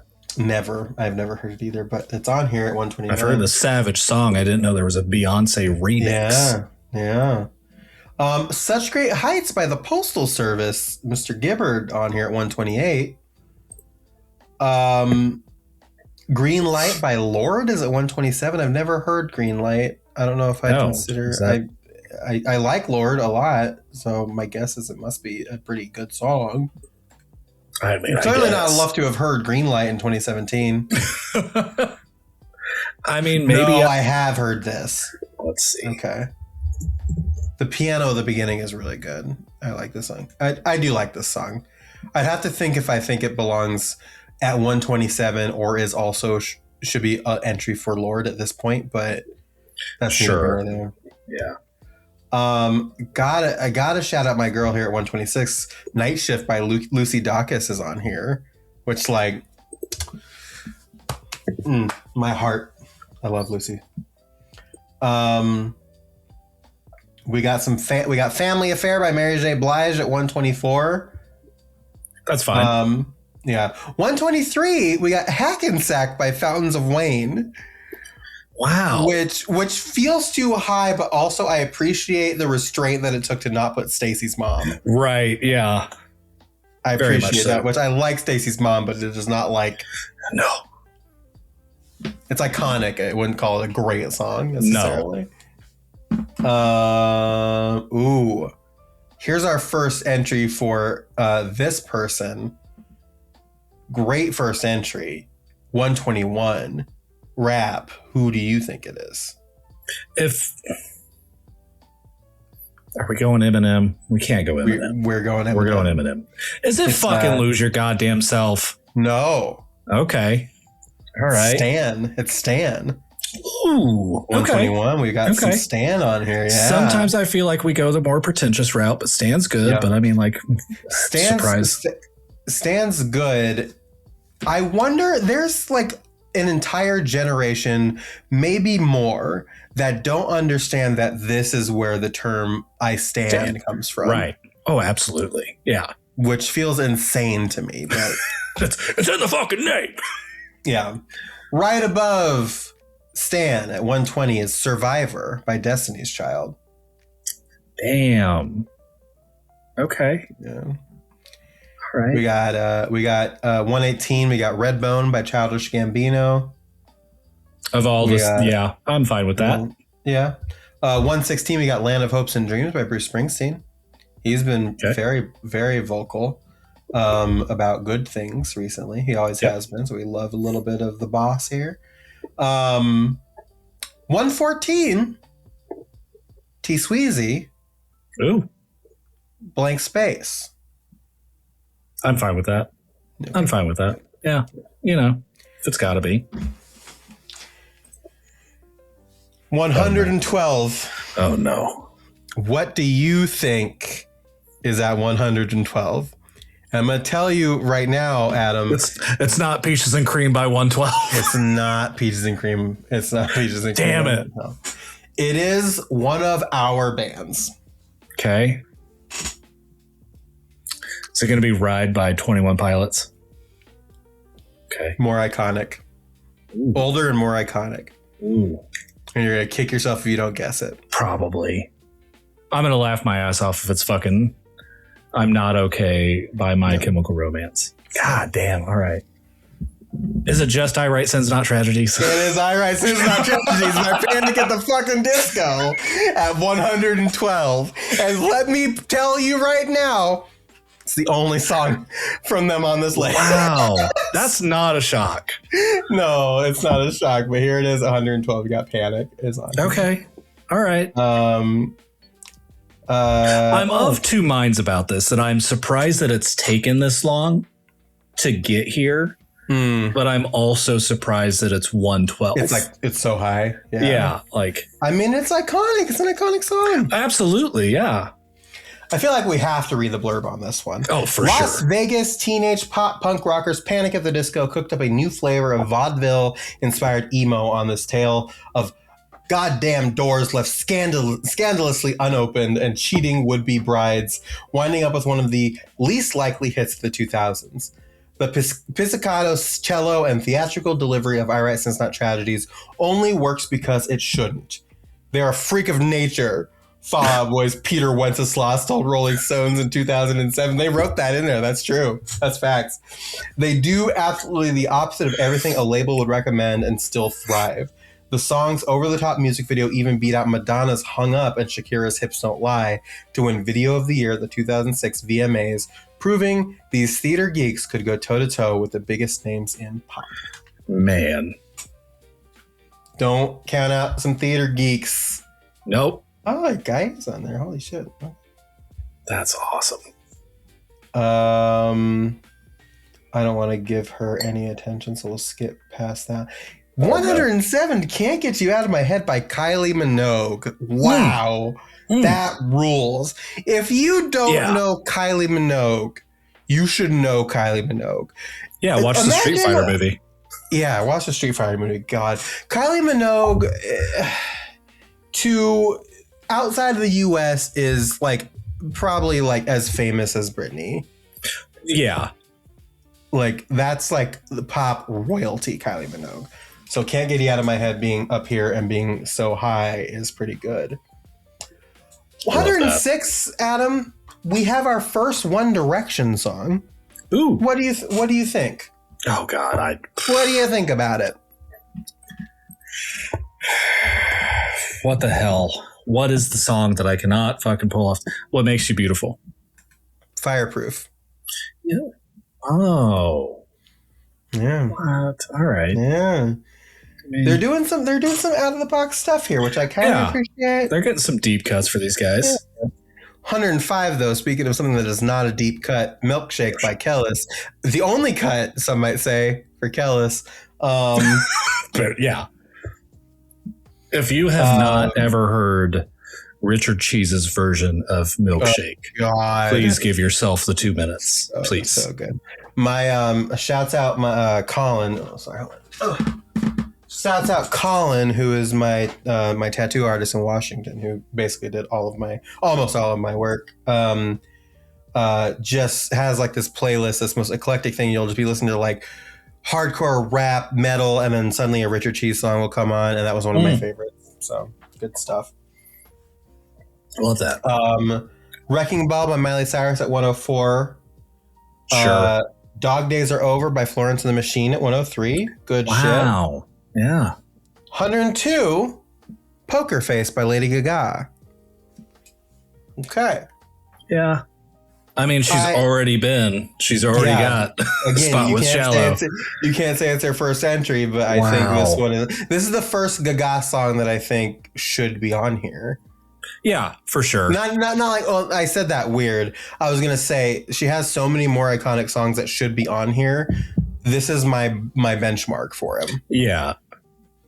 So I don't know how I'd feel if Just Dance were above Poker Face, but like I'd get it. Like that's I mean, yeah. Oh. Did you go forward or no?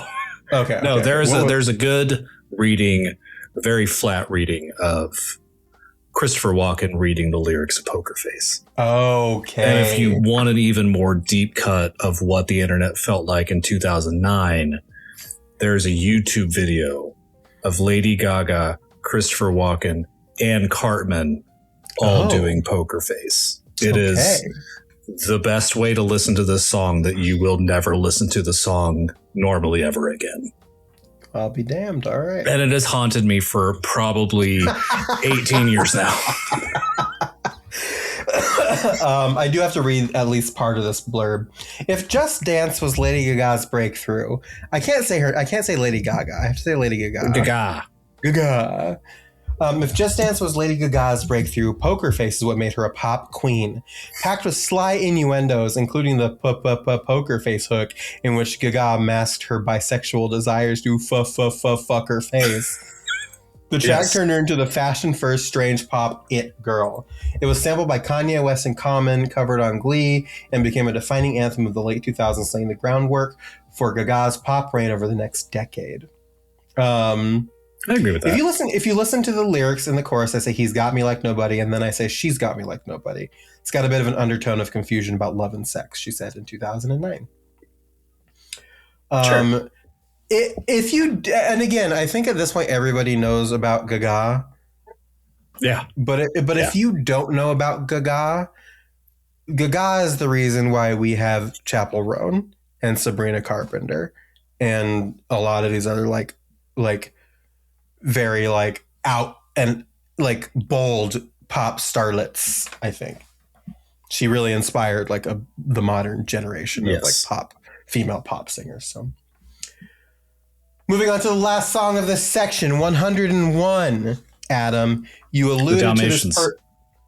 Yes, you're right. Pongo and Perdita here and Lucky here at last. Yeah. You did allude to this person earlier, being like, this better not be their only representation on this list. Boy, are you lucky here, because 101 is Work It by Missy Elliott. Good. Yes. She feels like a good 101. Yeah. It's a good little cap. Yeah, lay your game down, flip it, and reverse it. Mm-hmm. We're getting to, now we're in our top 100, which is very interesting. We're here, starting with Novocaine by Frank Ocean at 100, which is our last 3-digit going into 99. We have Hate to Say I Told You So by The Hives. You know that song? Sure. Hate to say I told you so. Okay. Yeah. Nope. Sometimes all you need is a lyric. What's the other of the Hive song? Tick Tick Boom. The tick tick tick tick tick tick tick boom. Yeah. Who cares about Carrie Underwood? Fuck that bitch. We hate her. 97. Video Games by Lana Del Rey. 96. What do you want to guess? It's another iconic from our realm. Fuck. Did I already guess? I already guessed the Killers. Is it the Killers? No. Are we Mr. Brightside yet? No, we're not. No. If that's not on this fucking list, I swear to God. Fuck.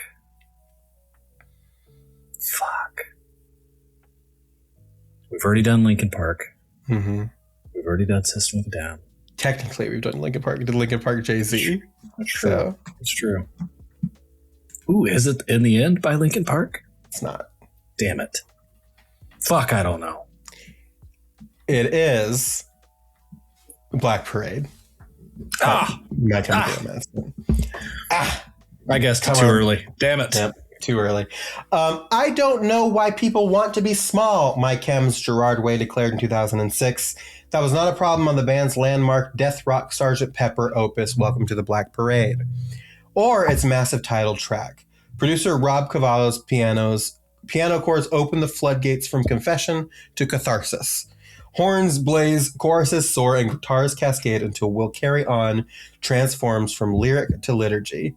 Way understood kids coming of age in post 9/11 America needed spectacle scaled to their particular apocalypse. That's how these New Jersey goths were the ones to hand down rock's oldest truth, that the best cure for feeling small is acting impossibly large.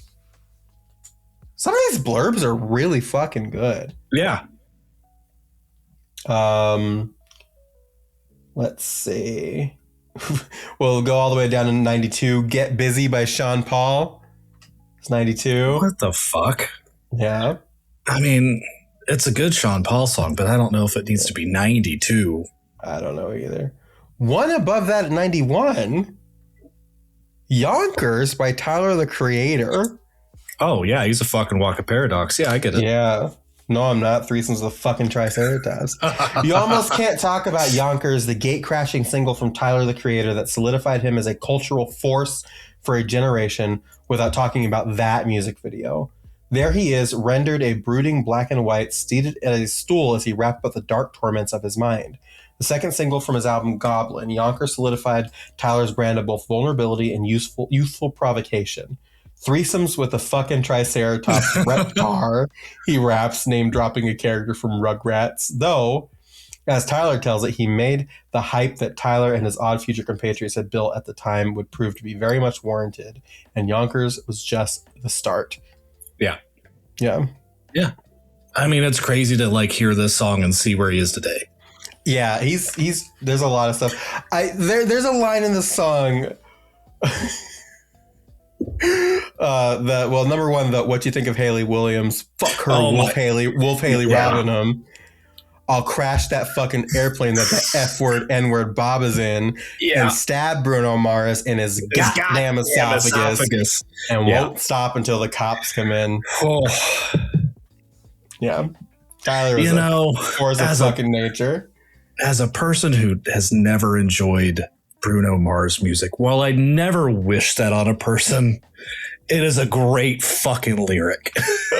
Yeah. I want to go back real quick. Yes. And it's going to be a shocker. 93. 93 is Springsteen by Eric Church. Oh, yeah. Okay. Can I tell you, I got a real love for this song. Okay. Like, I heard this song shortly after I met my wife. And it was kind of like my wife. How dare I forget? And it was like ever since then, it was like, I'm not going to say this is our song, right? Like, obviously we had a Panic at the Disco wedding, but Springsteen does hold a little special thing for us. Like, it's going to be one of those songs that I'm not going to skip if she's with me. I probably won't skip if it's just me, but like, it's one that I really adore. And I know fuck all about Eric Church. I just know he's got one good song. One good song you like, and that's enough for me. Number 90, I have to shout this out. Anthems for a 17-Year-Old Girl by Broken Social Scene is on here, which, like, fuck yeah. Number one, If you don't know Broken Social Scene or this song, you should. Number 2, I have to shout it out because of Scott Pilgrim. Nice. If you know anything about the movie Scott Pilgrim, the scenes where Knives shows up when she's like depressed and sad and that like weird distorted song plays in the background, that's this song. Okay. So I've got to shout it out because it's in my favorite movie of all time. Which, something I didn't talk about, by the way, January of this year, 200 times I've seen that movie. Hell yeah. God damn. And I've watched it for March, so we're at 202, and we're going to be watching 203 in April. Nice. Anyway, 89 is our first Justin Timberlake representation. What are you thinking? Is it Justin Timberlake with T.I.? No, it's Justin Timberlake. Fuck. Cry Me a River. No, it is Mirrors. Oh. Back to me. Yeah.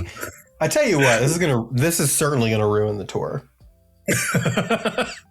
See the footage of his arrest came out? They released the footage. Did it really? No, I have not. It's like 18 minutes. I have not worked up the cringe battery needed to listen to it myself. No. Or watch it myself, I should say. I mean, we've already got the one thing from it that we need. I don't need to watch it. Mm-hmm. Now, the interesting thing is, it's not Cry Me a River, which is wild. Like, Mirrors is okay. There's a fucking, for some reason, an 8-minute version of Mirrors that can burn in hell. Mm-hmm. The radio. Speaking of which, this 8-minute long opus is a 2-song in one, both inseparable and adoring. Yeah. Ugh. Anyway. 88 is Hung Up by Madonna. 87 is Tennessee Whiskey by Chris Stapleton.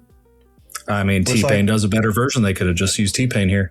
I mean, I'm yes, but also like even I can't deny Tennessee Whiskey. No, like that's a great song. Yeah, I love that song. I'm only bringing this up because the thumbnail of this video looks great. Vroom Vroom 86 Charlie XCX. God, cool. Hello. She's boobily breastily. She's boobing breastily for sure. Do I Want to Know by Arctic Monkeys is 85. Okay. 84 is our first Biebs representation. Sorry. Baby? Oh. No. If you think Baby is going to be this high up on this list at this point, I would maybe close out the fucking whole thing. Episode done. Yeah.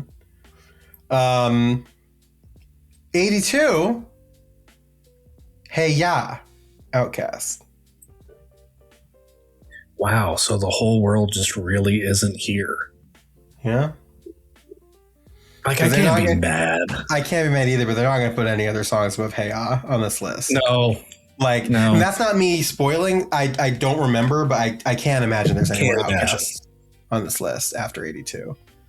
Now I'm playing like the mind fuckery of like swap this with Miss Jackson. But can you get away with that for this kind of list?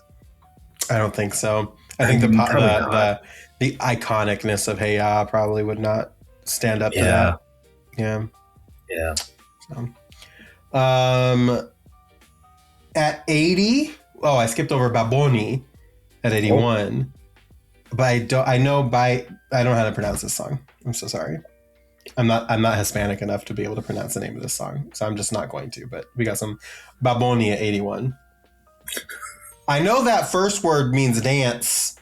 It's baye, sure. I think it is. Baye, yeah, baye is dance, yeah. But I mean, if you got that far, you can get the rest. Inolvidable. That's what I got. Sorry, Annie. Annie's so disappointed in me. That's why I don't talk about being Hispanic that often. 80, we got Not Strong Enough by Boy Genius. My girls. Love that. 79 Also iconic, also one of our bands. So we've had Panic, we've had My Chem. Who are we missing out of the what I call the Holy Trinity? Is it 21 Pilots time? The Holy Trinity? If I'm putting them with My Chem and Panic? All right, that's true. Fuck. I love 21. I got much love for 21 Pilots, but God damn it. Who's going to be the last one? Hold. The fact that you didn't immediately rattle off the name of this band is crazy. I mean, you got to say it now. It's Fall Out Boy. Oh, of course it is. Of course it is. Yeah. Fucking idiot. It's Sugar We're Going Down is 79. Absolutely it is. Yeah, absolutely it is. I feel weird that if Dance Dance isn't on here. Quite frankly. Yeah, I mean, a little bit, but out of all of them, it was always going to be this. Yeah, we got 78. We got. Oh, actually, you know what? I read My Chems. I read Panics. I have to read Fall Out Boys. It took Fall Out Boy's Patrick Stump only 10 minutes to write the melody to one of the catchiest, poppiest emo anthems, a song that would catapult the genre into the mainstream. With the relentless, raucous Sugar We're Going Down, followed by Own the Summer of 2005, cracking the top 10 of the Billboard Hot 100 and topping TRL. It didn't even matter that listeners often misheard the wordy lyrics Pete Wentz wrote for Stump to sing. In 2006, Stump told Rolling Stone he meant to garble the chorus. I saw those lyrics and I just kind of barked them out. But there was something about the rhythm of it where I was like, that actually might be too good for just a shitty punk song. Well, you know what they say, last summer took threes across the board, but by fall, we're a cover story now in stores. And this is probably the song that did it for him. Yes. 78 is March Madness by Future. 76, we got Old Town Road by Lil Nas X. If we have to. Does it have to be this high? No, I don't think it has to be this high, but it is. I think it probably should be on here, but I don't know that it needs to be in this pantheon of songs. No. 75, Jesus Walks, Kanye West. Really? I mean, yeah. I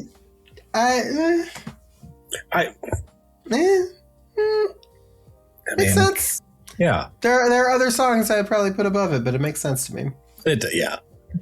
There's nothing wrong with Jesus Walks. It's just, it's a great starter, but as you progress, you get 808 in a heartbeat. Yeah, that's true. 74 is Black Star by David Bowie, which is really cool. All right, I'll take it. That's a good poll. Yeah. We got Bodak Yellow, Cardi B, nice. 73. As It Was by Harry Styles is at 71. A part of me wants to be mad, but I can't be. Yeah. I think the thing about these kind of lists, right? Like, you made this list at the end of 2025, and it's like that song just came out 3 years ago. Yeah. And it's still played frequently on the radio. Like, that's, right. Like, it's happened a lot on here, but it's like, is that recency bias or is it really that good? I think As It Was probably kind of deserves it a little bit. Yeah, I'll allow it. 70, though, Right Around Shining by Clips. Let's fucking go. Nice. I'm so into that. Let's see. 67. Bye, bye, bye. 6, wow. 7. Yeah, in sync. We got a 6, 7. So, that's fine. That's fine. Yeah. I think Dirty Pop is better, but I get it. Yeah. I mean, nobody was doing this to Dirty Pop. Like, this was just kind of all bye. So Pop was good, Dirty Pop, but bye was a fucking force of nature. Absolutely. Yeah. 65. Dun dun dun dun. They not like us. They not like us. That'll they work. Not like us. First, I was like, did you just have a game over in Metal Gear Solid? No, it's Not Like Us by Kendrick Lamar. 65. That'll work. 100% recency bias, but not wrong. Not wrong at all. Like, yeah, that's recency, but like that song deserves to be on there. Now, here's my guess is that there is going to be at least one Drake song above that. And it's going to, and there's not, what? I don't know, Hotline Bling maybe. That'd be Hotline weird. Bling. Yeah. Yeah. That was cute. But whatever. 63 is Still Into You by Paramore. I like that song. Okay. I like that song a lot. 60. Rap. It's Mr. Brightside time. It has to be. Oh, fuck. It's rap. Okay. It's rap. It's rap. Is it somebody who's been on here already? No, it's his first foray onto the list, which is surprising, but also, if you're going to do it, this is the song to fucking do it. It's not Drake. Is it A$AP Rocky? It's not A$AP Rocky. Older. Fuck. More, I would say this is like a big influence on like a lot of modern rappers. Is it Drop It Like It's Hot by Snoop Dogg?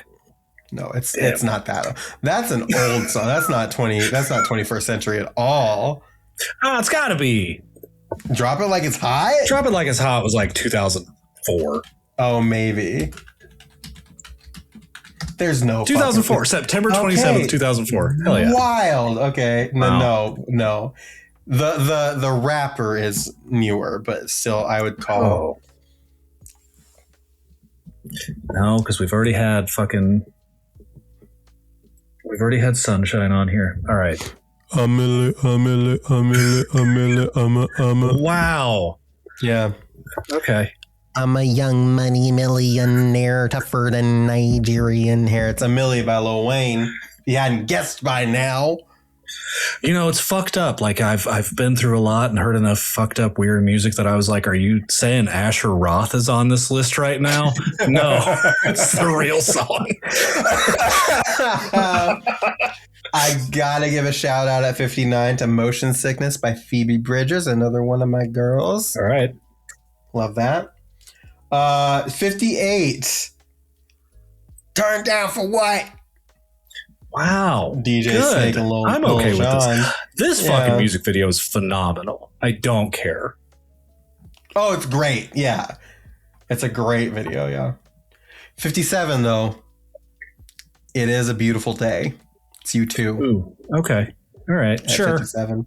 You know, kind of one of those things where I'm surprised it took this long, but that's fine. Mm-hmm. At 56, we have La Tortura by Shakira on here.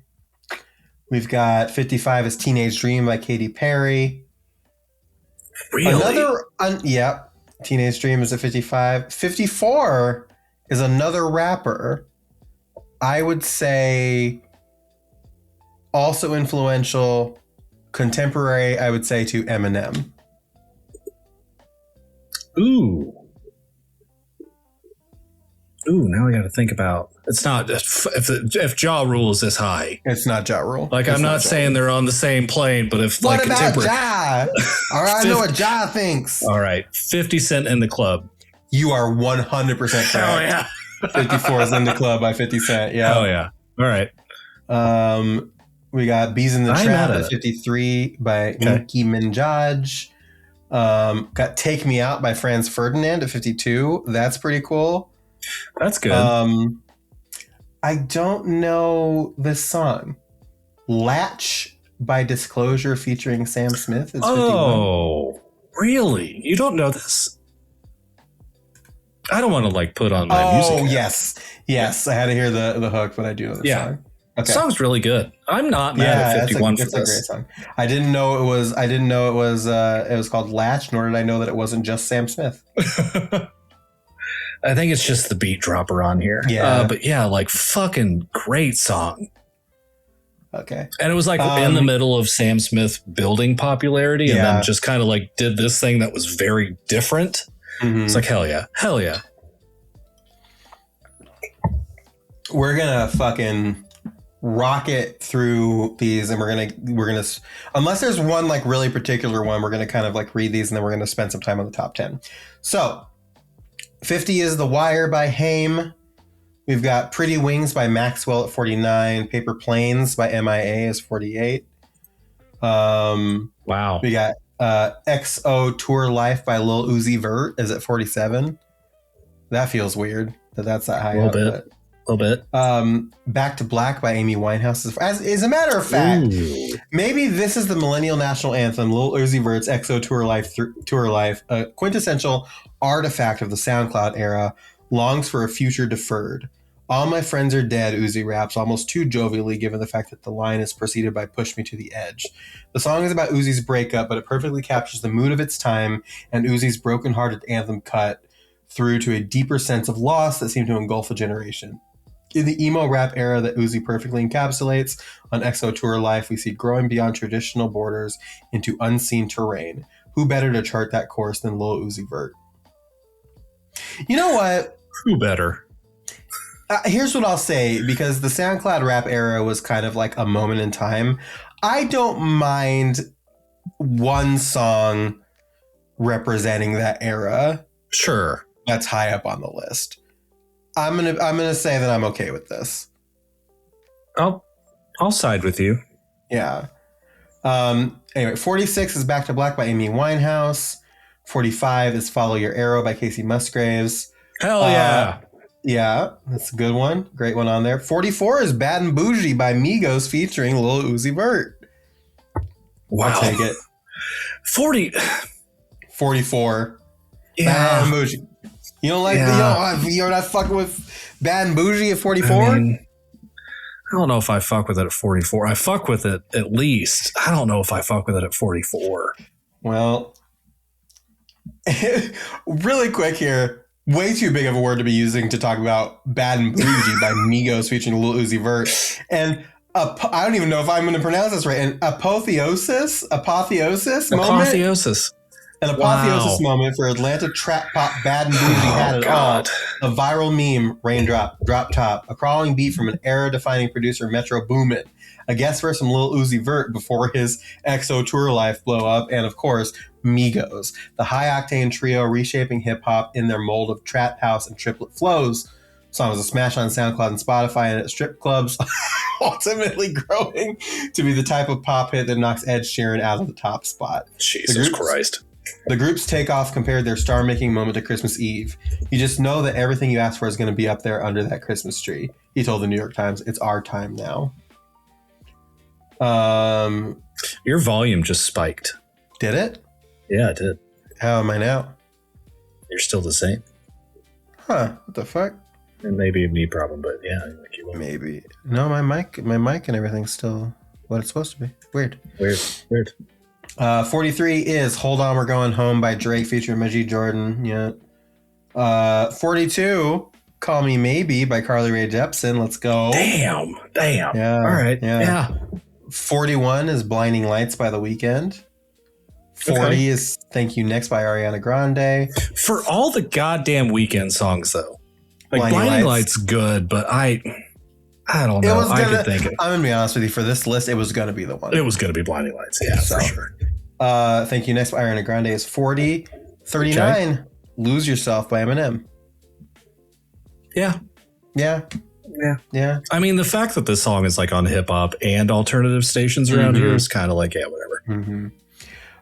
38 is "Driver's License" by my girl Olivia Rodrigo. And here they are finally. Took a while, but "Spring Day" by BTS is 37. Wow. Yeah. "Your Best American Girl" by Mitski is 36. Okay. "All My Friends" by LCD Soundsystem is 35. "Ribs" by Lorde is 34. Wow. No teams. No teams. Venice Bitch" by Lana Del Rey is 33. "Formation" by Beyonce is 32. Like we're in it now. We're in it. And the fact that "Summertime Sadness" did not appear is kind of wild. It's kind of crazy. "Since You've Been Gone" by Kelly Clarkson is 31. "Confessions Part 2" by Usher is 30. Wow. Yeah. Here's what I'm going to tell you right now. This is where I was like, okay, here's a little ball knowledge.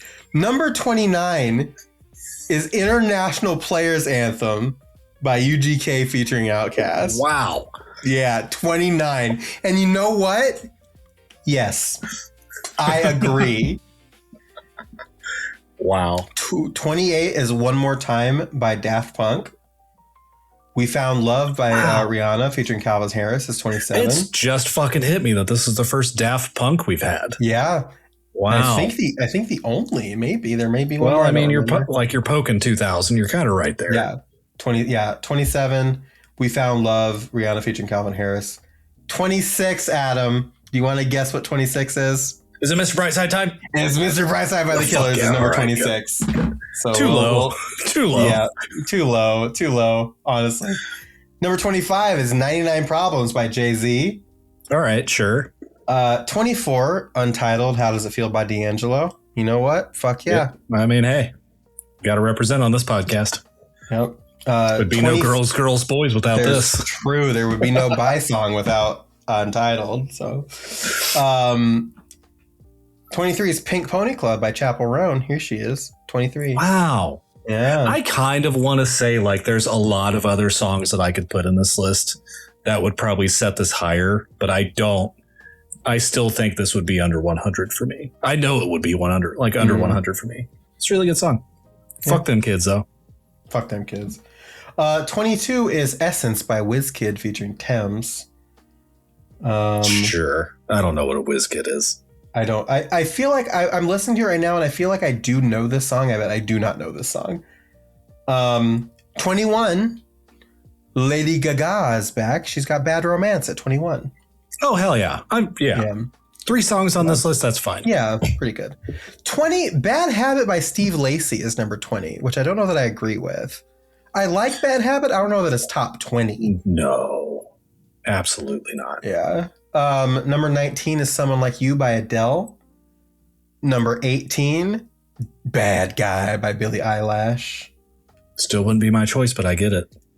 Here it is. Hotline Bling by Drake is number 17. Of course.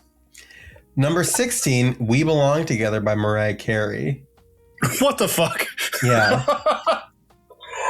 Sure. I mean, you know, the Christmas lady had to appear at one point in time, but 16 is fucking psycho. Kind of crazy. But when I tell you what 15 is, you're going to be like, okay.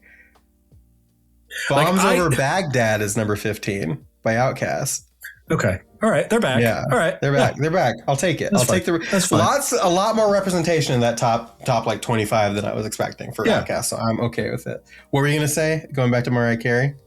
Like, I think you could have made me believe that Mariah Carey at 16 made sense if it was just fucking All I Want for Christmas Is You. Like, We Belong Together's okay song, but to be number fucking 16. That we're getting to a point where I'm just like, what the fuck is going on here for some of these songs? Now, here's one that doesn't feel like that to me. Number 14, Gasolina by Daddy Yankee. Yup. Are you up? Number 14. Yeah. Did take over the world there for a bit. Yeah. This one doesn't. Okay. Snooze by SZA is 13. I wouldn't even call that the most iconic SZA song. No. Which there's a very funny video of SZA and Doechii on a FaceTime call. And Doechii's like, hey, Scissor. And then SZA goes, hey. Calls her the N-word. And it's very funny. It's very funny. Last Night by The Strokes is number 12. And then we've got Safera by Bad Bunny is number 11. Bad Bunny. So now we're in the top 10. Okay. Number 10. According to Rolling Stone, the 10th greatest song of the 21st century so far is Thinking About You by Frank Ocean. Sure. Number I know 9. a lot of people really love Frank Ocean. I love Frank Ocean. He will never do music again. I'm convinced, but I do love Frank Ocean. Number 9. Toxic by Britney Spears. I'll take it. I'll take it. I think the thing about Toxic is like you cannot ever remove this song from your life. Like there's Hit Me Baby One More Time, which would have superseded this list actually just by a couple of years. But like then you've got Toxic and it's like, yeah, for sure. Yeah. It's basically about a girl addicted to a guy, Brittany told MTV. This villain girl, she'll do anything to get what she wants. And you know what? If that ain't me, a villain girl, do anything to get what she wants, I'm claiming that for the rest of this year. Yes. Number 8. It's Brittany, bitch. It's Brittany, bitch. Number 8 is Idiotech by Radiohead. Okay. Sure. I'll take it. And I'll be damned I was wrong, because number 7 is All Right by Kendrick Lamar. So damn. Okay. So he made it. He made it to that top. I can't be 10. Mad at that at all. Holy shit. This one is weird. Number 6 is Dancing on My Own by Robin. Like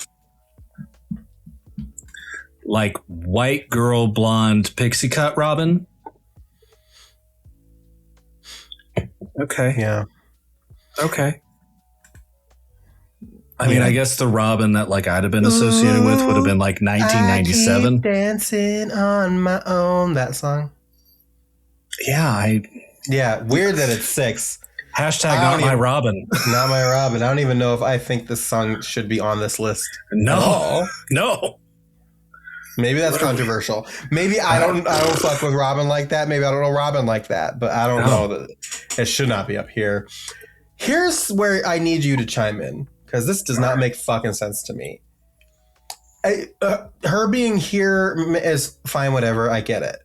This song, All Too Well by Taylor Swift, is number 5.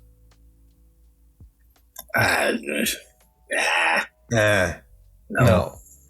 Again, I you know how I feel about Taylor Swift. I have no problems with Taylor Swift being in the top 5 of this list, because it's Taylor Swift, whatever. Not this song though. Why this song? No, I mean, there's so many others. I guess if you wanted like what people would say is the core of Taylor Swift, All Too Well is there. Like if you wanted a song that was the point of everything that people make fun of Taylor Swift for, like that's All Too Well, but it's still not. It's not that great. I guess. Number 4 though is Seven Nation Army by the White Stripes. Okay. Yeah. I'll take it. Yeah. Number 3, Crazy in Love by Beyonce featuring Jay-Z. Fuck it. Yeah, sure. Number 2. I'm really fucking nervous though of what's coming. It's Maps by the Yeah Yeah Yeahs. Now I tell you what, I like this song a lot. I like the Yeah Yeah Yeahs. I like this song. They love you like I love you. Great song. Number 2, greatest song of the 21st century. Number 2. Somebody's Guitar Hero and Rock Band time with their friends is carrying a fucking heavy load right now. Yeah. Like that's really what that has to be. Because without those, I don't think half the people in the fucking world would know what this song is. No. I don't get it, but I would like to go to number 1. And here's where I say, you know what? I'll allow all of it. What do you think number 1, the greatest song of the 21st century so far, according to Rolling Stone, what do you think they've put here for number 1? I mean, we've had all the big hitters. Again, I swear to God, if they put fucking Imagine Dragons here. It's not Imagine Dragons. Okay. Honestly, the fact that Imagine Dragons did not make this list at all. That's right. Okay. You know what? I mean, Thunder's right there, man. Fuck. Yeah. It's Drop It Like It's Hot by Snoop Dogg. It's not. Damn it.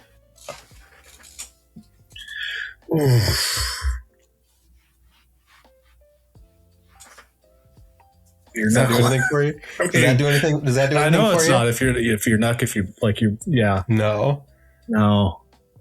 Damn. No. Get your freak on. Get your freak Oh, on. hell Get your yeah. freak on. Hell get your, yeah. Get your Right. freak on. We got number 1, Missy Elliott, Get Your Nice. Freak On. Nice. I can't be mad. I can't either. Missy Elliott dropped Get Your Freak On just in time to rule the radio in the long, hot summer of 2001, and nothing was ever the same. It was more than just the latest mind-bending Missy smash. It was a challenge, a dare. The sound of Miss E and Timbaland defined everyone else to keep up with the future or get left behind. The dynamic duo from Portsmouth, Virginia, were music's most radically innovative team ever since they flipped hip-hop upside down with their 1997 debut hit, The Rain, Super Duper Fly. Fucking love that song. Yeah, it's a great song. Anybody that is listening that has never heard this song, should listen to that song. please go. Should listen to that song. But Get Your Freak On. Okay. But Get Your Freak On was one step beyond, writing a crazed space Bhangra beat. Timbaland warps a tabla hook into head-spinning Dirty South avant funk, playing the 6-note motif on a tumbi, 1-string Punjabi guitar, while the party people go off in Japanese and Hindi. Missy yells her epic "Holla!" commands all freaks to the dance floor, hawks a loogie and boasts, "I know you dig the way I switch my style." It was a non-stop freak manifesto that made the musical future sound limitless. And after more than 2 decades, Get Your Freak On still sounds like the future. Everything vibrant and inventive and cool about 21st century pop is here somewhere. Holla Hell yeah. forever. Hell yeah. And that is Rolling Stone's 250 greatest songs of the 21st century so far. Like I said, I will put, because we did skip over several songs. Oh, sure. I will put the link in the description for you to kind of scroll through with us or look at later, but check that out. I do like how they made sure to say Hakalugi rather than Haktua, which is in fact what Missy Elliott does say. She does. But I appreciate the restraint. It's been appropriated. Yes, sadly. By a con artist, I guess. The Coctua girl has done a lot of stuff. Yeah. In the last several years. So yeah. Yeah. I mean, sure. Well, to take from kind of funny, is this good shit or a shit list? Thumbs up, thumbs down. It might be a shit list. There's so much. Again, I realized as we went, there was not more Linkin Park on this list. Right. It was just the one Numb Encore. Yeah. Rep on there. Maybe I'm too much of a homer, but I do feel like even lower on the list, there should have been some 21 Pilots on there, maybe. Yeah. They had a lot of pretty iconic radio play song. Even House of Gold was everywhere. Right. When that was contemporary. It feels weird that wasn't on there. And there was some weird stuff that was on there that I feel like shouldn't be on there. I think the top 10, the top 20 even had a lot of songs in it that felt like, yeah, this probably belongs up here. Yeah. But it was intermixed, like Robin at number 6, fucking Maps by Yeah at number 2. Yeah. That was really weird. But there were some call-outs on here. Nope. No Pumped Up Kicks. No Pumped Up Kicks. Kind of wild. Like we said, just Imagine Dragons, period. Not being here is kind of crazy to me with a lot of the other things that are on this list. I'm not mad, but I'll say this too. I am like their first album, like Demons maybe could be on there. I wouldn't have been mad to see like Demons, Night Visions. Like Night Visions was their first album, and I thought it was like. Again, I've said it, it's like the one album, like Radioactive could have been on there. I would have been okay with it. Sure. It's Time or On Top of the World could have been on there. I would have been okay with it. So it's, yeah. No Maroon 5. No Maroon 5. I would have expected like This Love or like. Yeah. Or She Will Be Loved or something on there. Sunday Morning, like anything from that out. Like, yeah. No. Wow. No Maroon 5. No Owl City. No Owl City. That one. I mean, you gotta have Fireflies. Like, yeah, you do. No, you're right, because if you're gonna have some of the songs that were on this fucking list, you gotta have Fireflies. Right. I'm not gonna. Yeah, you're right. You are right. I will admit that. I'd give this list like a 6 out of 10. Probably. Yeah. Like, there's a lot of good stuff on there. You're never gonna get a perfect order with something like this, but the order was so fucking out of whack. There were so many omissions. There was so much stuff that should not have been on there. It's just a weird list. I'll give it a 6 out of 10. No Beautiful Girls by Sean Kingston. Well, him and his mom are away for tax fraud right now, so you can still give them credit here. There's people other places. There's people who've done worse. I don't know, like Wild. No Danny California. Like, I think there's songs that like. Well, I don't think there was any Chili Peppers on here. There were none. There was none. That's just crazy. I mean, fuck it, whatever. That's their list. I don't know if I want to sign off on it, but somebody got paid to do it. Multiple people got paid to do it. That's true. I stopped reading contributors because it just was just their initials after a certain point. There's the Crypt Keeper. What did she call you son of a bitch for? I don't know. I drank the neutral that kept sitting in there next to our monsters. I don't think anybody wanted to have a fucking weird event where they took a neutral to work or school instead of a monster. You never know. Fuck, I would find out. We've had this one lone neutral in the fridge for approximately 3 weeks that is dangerously close to the pink monsters that I like to drink. Elliot left an Easter egg. Yes, he did. I don't know what neutral is. I've never heard of it before. It's like a vodka seltzer. Okay. Also, Ricky is now. It's fine. I mean, the flipping between muting and not muting is just so jarring for me. Gross. Gay. Is it gay to kiss your wife? Yes. Is it gay for a cis male to kiss his female wife? Absolutely. For sure. Yes. The answer is yes. Yeah. So that was the list. Let us know what you think in our things. Like I said, at thediscopod@gmail.com, Instagram, Sad Kids Record Society. Hit us up. Let us know. But before we leave, we do have one more segment we're going to get into called The Sound System.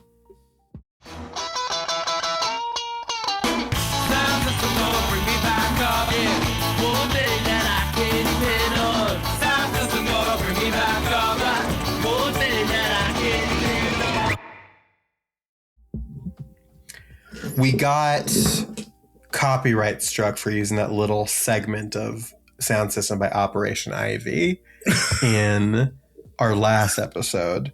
Well, but Alessio, who made the theme song of the podcast, if you haven't heard them already, we'll have them in the next episode. He's making some interstitials that are going to make them fair use. Hell yeah. So very excited about that. But for now, we'll go into Sound System, which is where we talk about music that we've been listening to since our last episode. Adam. Hi. Adam. Hello. Well, first things first, before we talk about our individual ones, can I just talk about how Ari Rang by BTS is so fucking good? Have at it. Take it.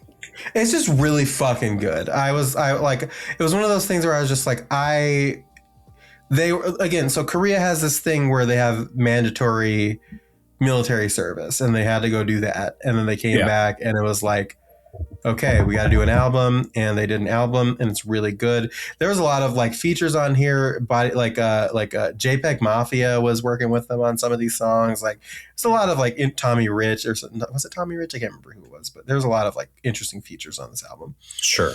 I will say that like by the back half, it does kind of get into more like this is pretty standard like K-pop music, but like the first like I would say 5 songs. So you got Body to Body, Hooligan, Aliens, Fire, and 2.0 are like pretty fucking pretty fucking good. Like by BTS standards, that's Scaring the Hose is the first 5 songs of this album. That's what they were doing there. But the back half is pretty standard, like K-pop stuff, but they're all really good songs. Into the Sun made me cry, which is the last song on the album. Damn. All right. Great song. But yeah, I just wanted to bring that up really quick. Are You Wrong is great album. But that's not my my sound system for this week. Right. Well, since I introduced it, you start with yours. So what is your sound system for this week? Yeah, so like I said at the top, mine is the Want album by 303. Mm-hmm. And it's hysterical to me that somehow this band is coming back. Like, Are they really? Like, they've done tours and stuff, and I know they've done like festivals and things like that. Like, they've done just solo tours. But like, I've noticed them coming back through just on TikTok sounds. Yeah. And I'm like, okay. And it's not Don't Trust Me. Like, it's Starstruck and things like that. And Rich Man, I'm pretty sure it's like, okay, we're reaching deeper into this album than the big one. Yeah. Like, why? And I'm not mad about it. Yeah. That's interesting. Like, it's just, are we back? Like, are we now so old that we get to go through the repetitious cycle of kids being like, I really want shit that has cool beats in it. Mm-hmm. And I'm fine with this. But what I don't want this to do is be like a full resurgence of dubstep and stuff like that. And I'm not going to say like 303 is heavy dubstep, but like there's some kind of like dubstep vibes in one. It's a gateway drug. Yeah, right. Truly. Sure. Like, I know that Tap, and it's so short, like it's such a short introduction, no vocals, but like the drum machine. And you can tell that these motherfuckers are just playing on their computer. I think they might rock a guitar every now and then. I always think about the beginning of Tap always sounds like the fucking the tube thing. Yeah. Yeah, truly. But like this album, I think, has proven to be so cool. And like, again, you've got Don't Trust Me, which is an iconic song, not on the list, though, not on the Great 250 list somehow, which is wild, really, for the fucking stranglehold that this song had. Yeah, that's true. But like, as you get farther down, like, Still Around and Colorado Sunshine are probably 2 of my favorite songs on this album because they sound nothing like the rest. Like, they slow it down a little bit. They actually kind of sing without any sort of vocoder over them at all. Yeah. And like, Colorado Sunshine is just an impressive fucking song. Like, yeah, like it's such a good song. And I think it's one of those that, like, if somebody were to listen to this song and never listen to 303, they'd probably be like, damn, that's a really cool song. What's the rest of that album sound like? They'd be like, holy not shit, like this, man. Not like that. Because, like, I don't know, like, Choke Chain, Starstruck's okay, but like Rich Man and Photo Finish just go so fucking wild for a while that it's like hard to forget those songs. I'm not a big fan of Streets of Gold.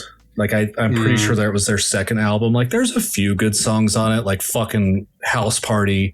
Double Vision is one of those that I'm surprised is not a TikTok sound.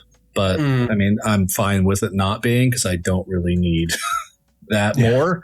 But I am surprised that it's not one of those. Or I know how to say, like, I'm going to say I don't like this album, but I'll just take like 5 songs off of it. But Want, I think, is one of those that if people haven't, they should go back and listen to, or just listen to it for the first time. It is such a 2008 ass album that it's like, it's hard to just let that go. And like I said, like, they still tour and stuff. And I think they had a new album, or at least a couple of songs that came out a couple years ago, where you're kind of just like, all right, it's time to hang it up. And I would be fine with them just living off this album forever, as they have. Like, truly, there's no way they haven't, but goddamn.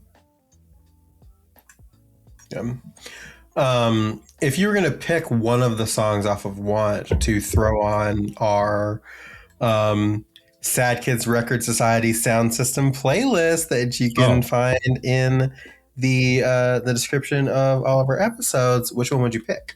I'm going to 100% introduce Whiplash and just do Colorado Sunrise. Cool. That's on there then.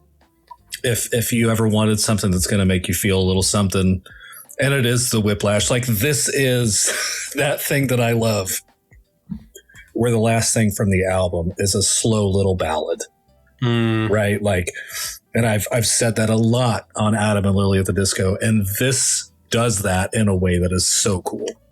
Yeah. Love that. For me, my sound system is the song "ISO" by King Nu. I think it's GNU. If you don't know what that song is, it is a Japanese rock song. The band King Nu does a song called "ISO," and it was the opening song for this most recent season of the anime Jujutsu Kaisen, which is a fantastic fucking anime. But this song goes so goddamn hard. Like the guitar riffs are just so fucking excellent. It's so good. The way that it starts out is like there's like a gong that happens, and then it's like this like weird like warping like synth thing, and then this guitar that's like and the word, and it's in Japanese, but like the words that the lyrics that start this are love me, hate me, love me, kill me. Fuck yeah. And then it goes ISO, and it just fucking hammers you in the fucking face. I'm gonna put the opening video for this season of Jujutsu Kaisen in the show notes. You should absolutely go seek out the song itself, because there's like a breakdown in the middle of it where he just kind of sings really softly. There's like beats and like clapping and like all this stuff. There's like a biwa that plays, which is, if you don't know, like it's the or I think it's either a biwa or a shamisen, but it's like that, like this, like the 2 or 3 string instrument that gets played with like the fucking. Oh yeah, it's a shamisen. Shamisen that gets played with like a paddle, I believe, and it's just like it's just so good. It's like such a fantastic song, and it really. The season ended as we're listening to this last week, and so I've had some time to reflect on it, and it's such a great anime. If you like anime, you should watch Jujutsu Kaisen.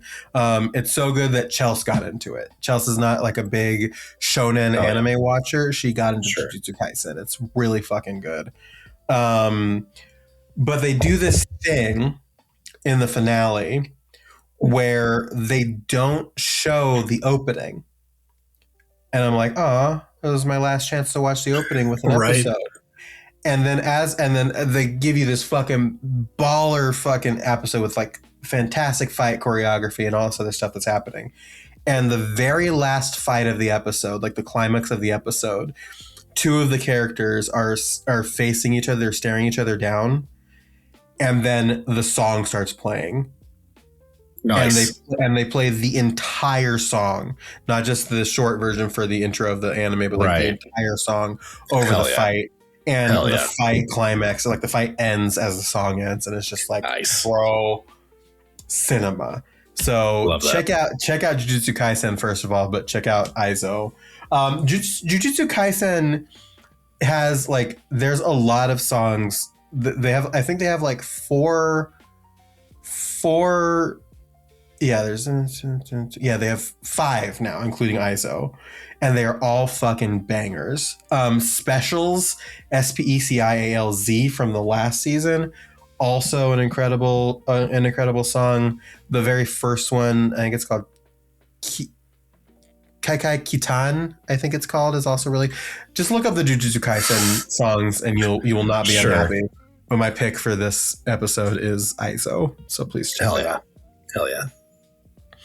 And that's it. It's a longer one. I figured it would be, but we're back, baby. How do you feel? I knocked over my fuck that thing. Automaton. That's what it's called. It's called an automaton, and I gotta pick it up at some point. But Look, we did 250 songs in less than 250 minutes. I think we're doing all right. I think we're doing pretty fucking good, honestly. I think it feels good to be back officially. We will see you next week for the overview episode for the Black Parade. Yep. Which feels insane, but it's our first official season. Yeah. Again, go to Instagram, Sad Kids Record Society, review the podcast on socials or on podcast apps of your choice. You can follow me, linktree.com/Liliana Dawn is where you can find all my stuff. Where can they find you and your stuff, Adam? I'm going to say Linktree / Mr. Cropes, but I could be wrong. Who knows? Don't find me. Don't. If you need to find me, don't. Yeah. And again, email is atthediscopod@gmail.com. It does not match the name of the podcast, but we did promise we wouldn't change it again.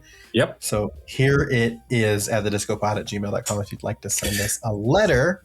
It is /Mr. Cropes. I have found myself. Finally. Is it MR or the word Mr.? MR. MR Cropes. Mr. Cropes. Cropes. But I guess without any further delay, adieu, we will send you away for this episode. It is my distinct pleasure for this week to declare this meeting of the Sad Kids Record Society closed. Love you, bye. Love you, bye. Did I listen to pop music because I was miserable? Or was I miserable because I listened to pop music?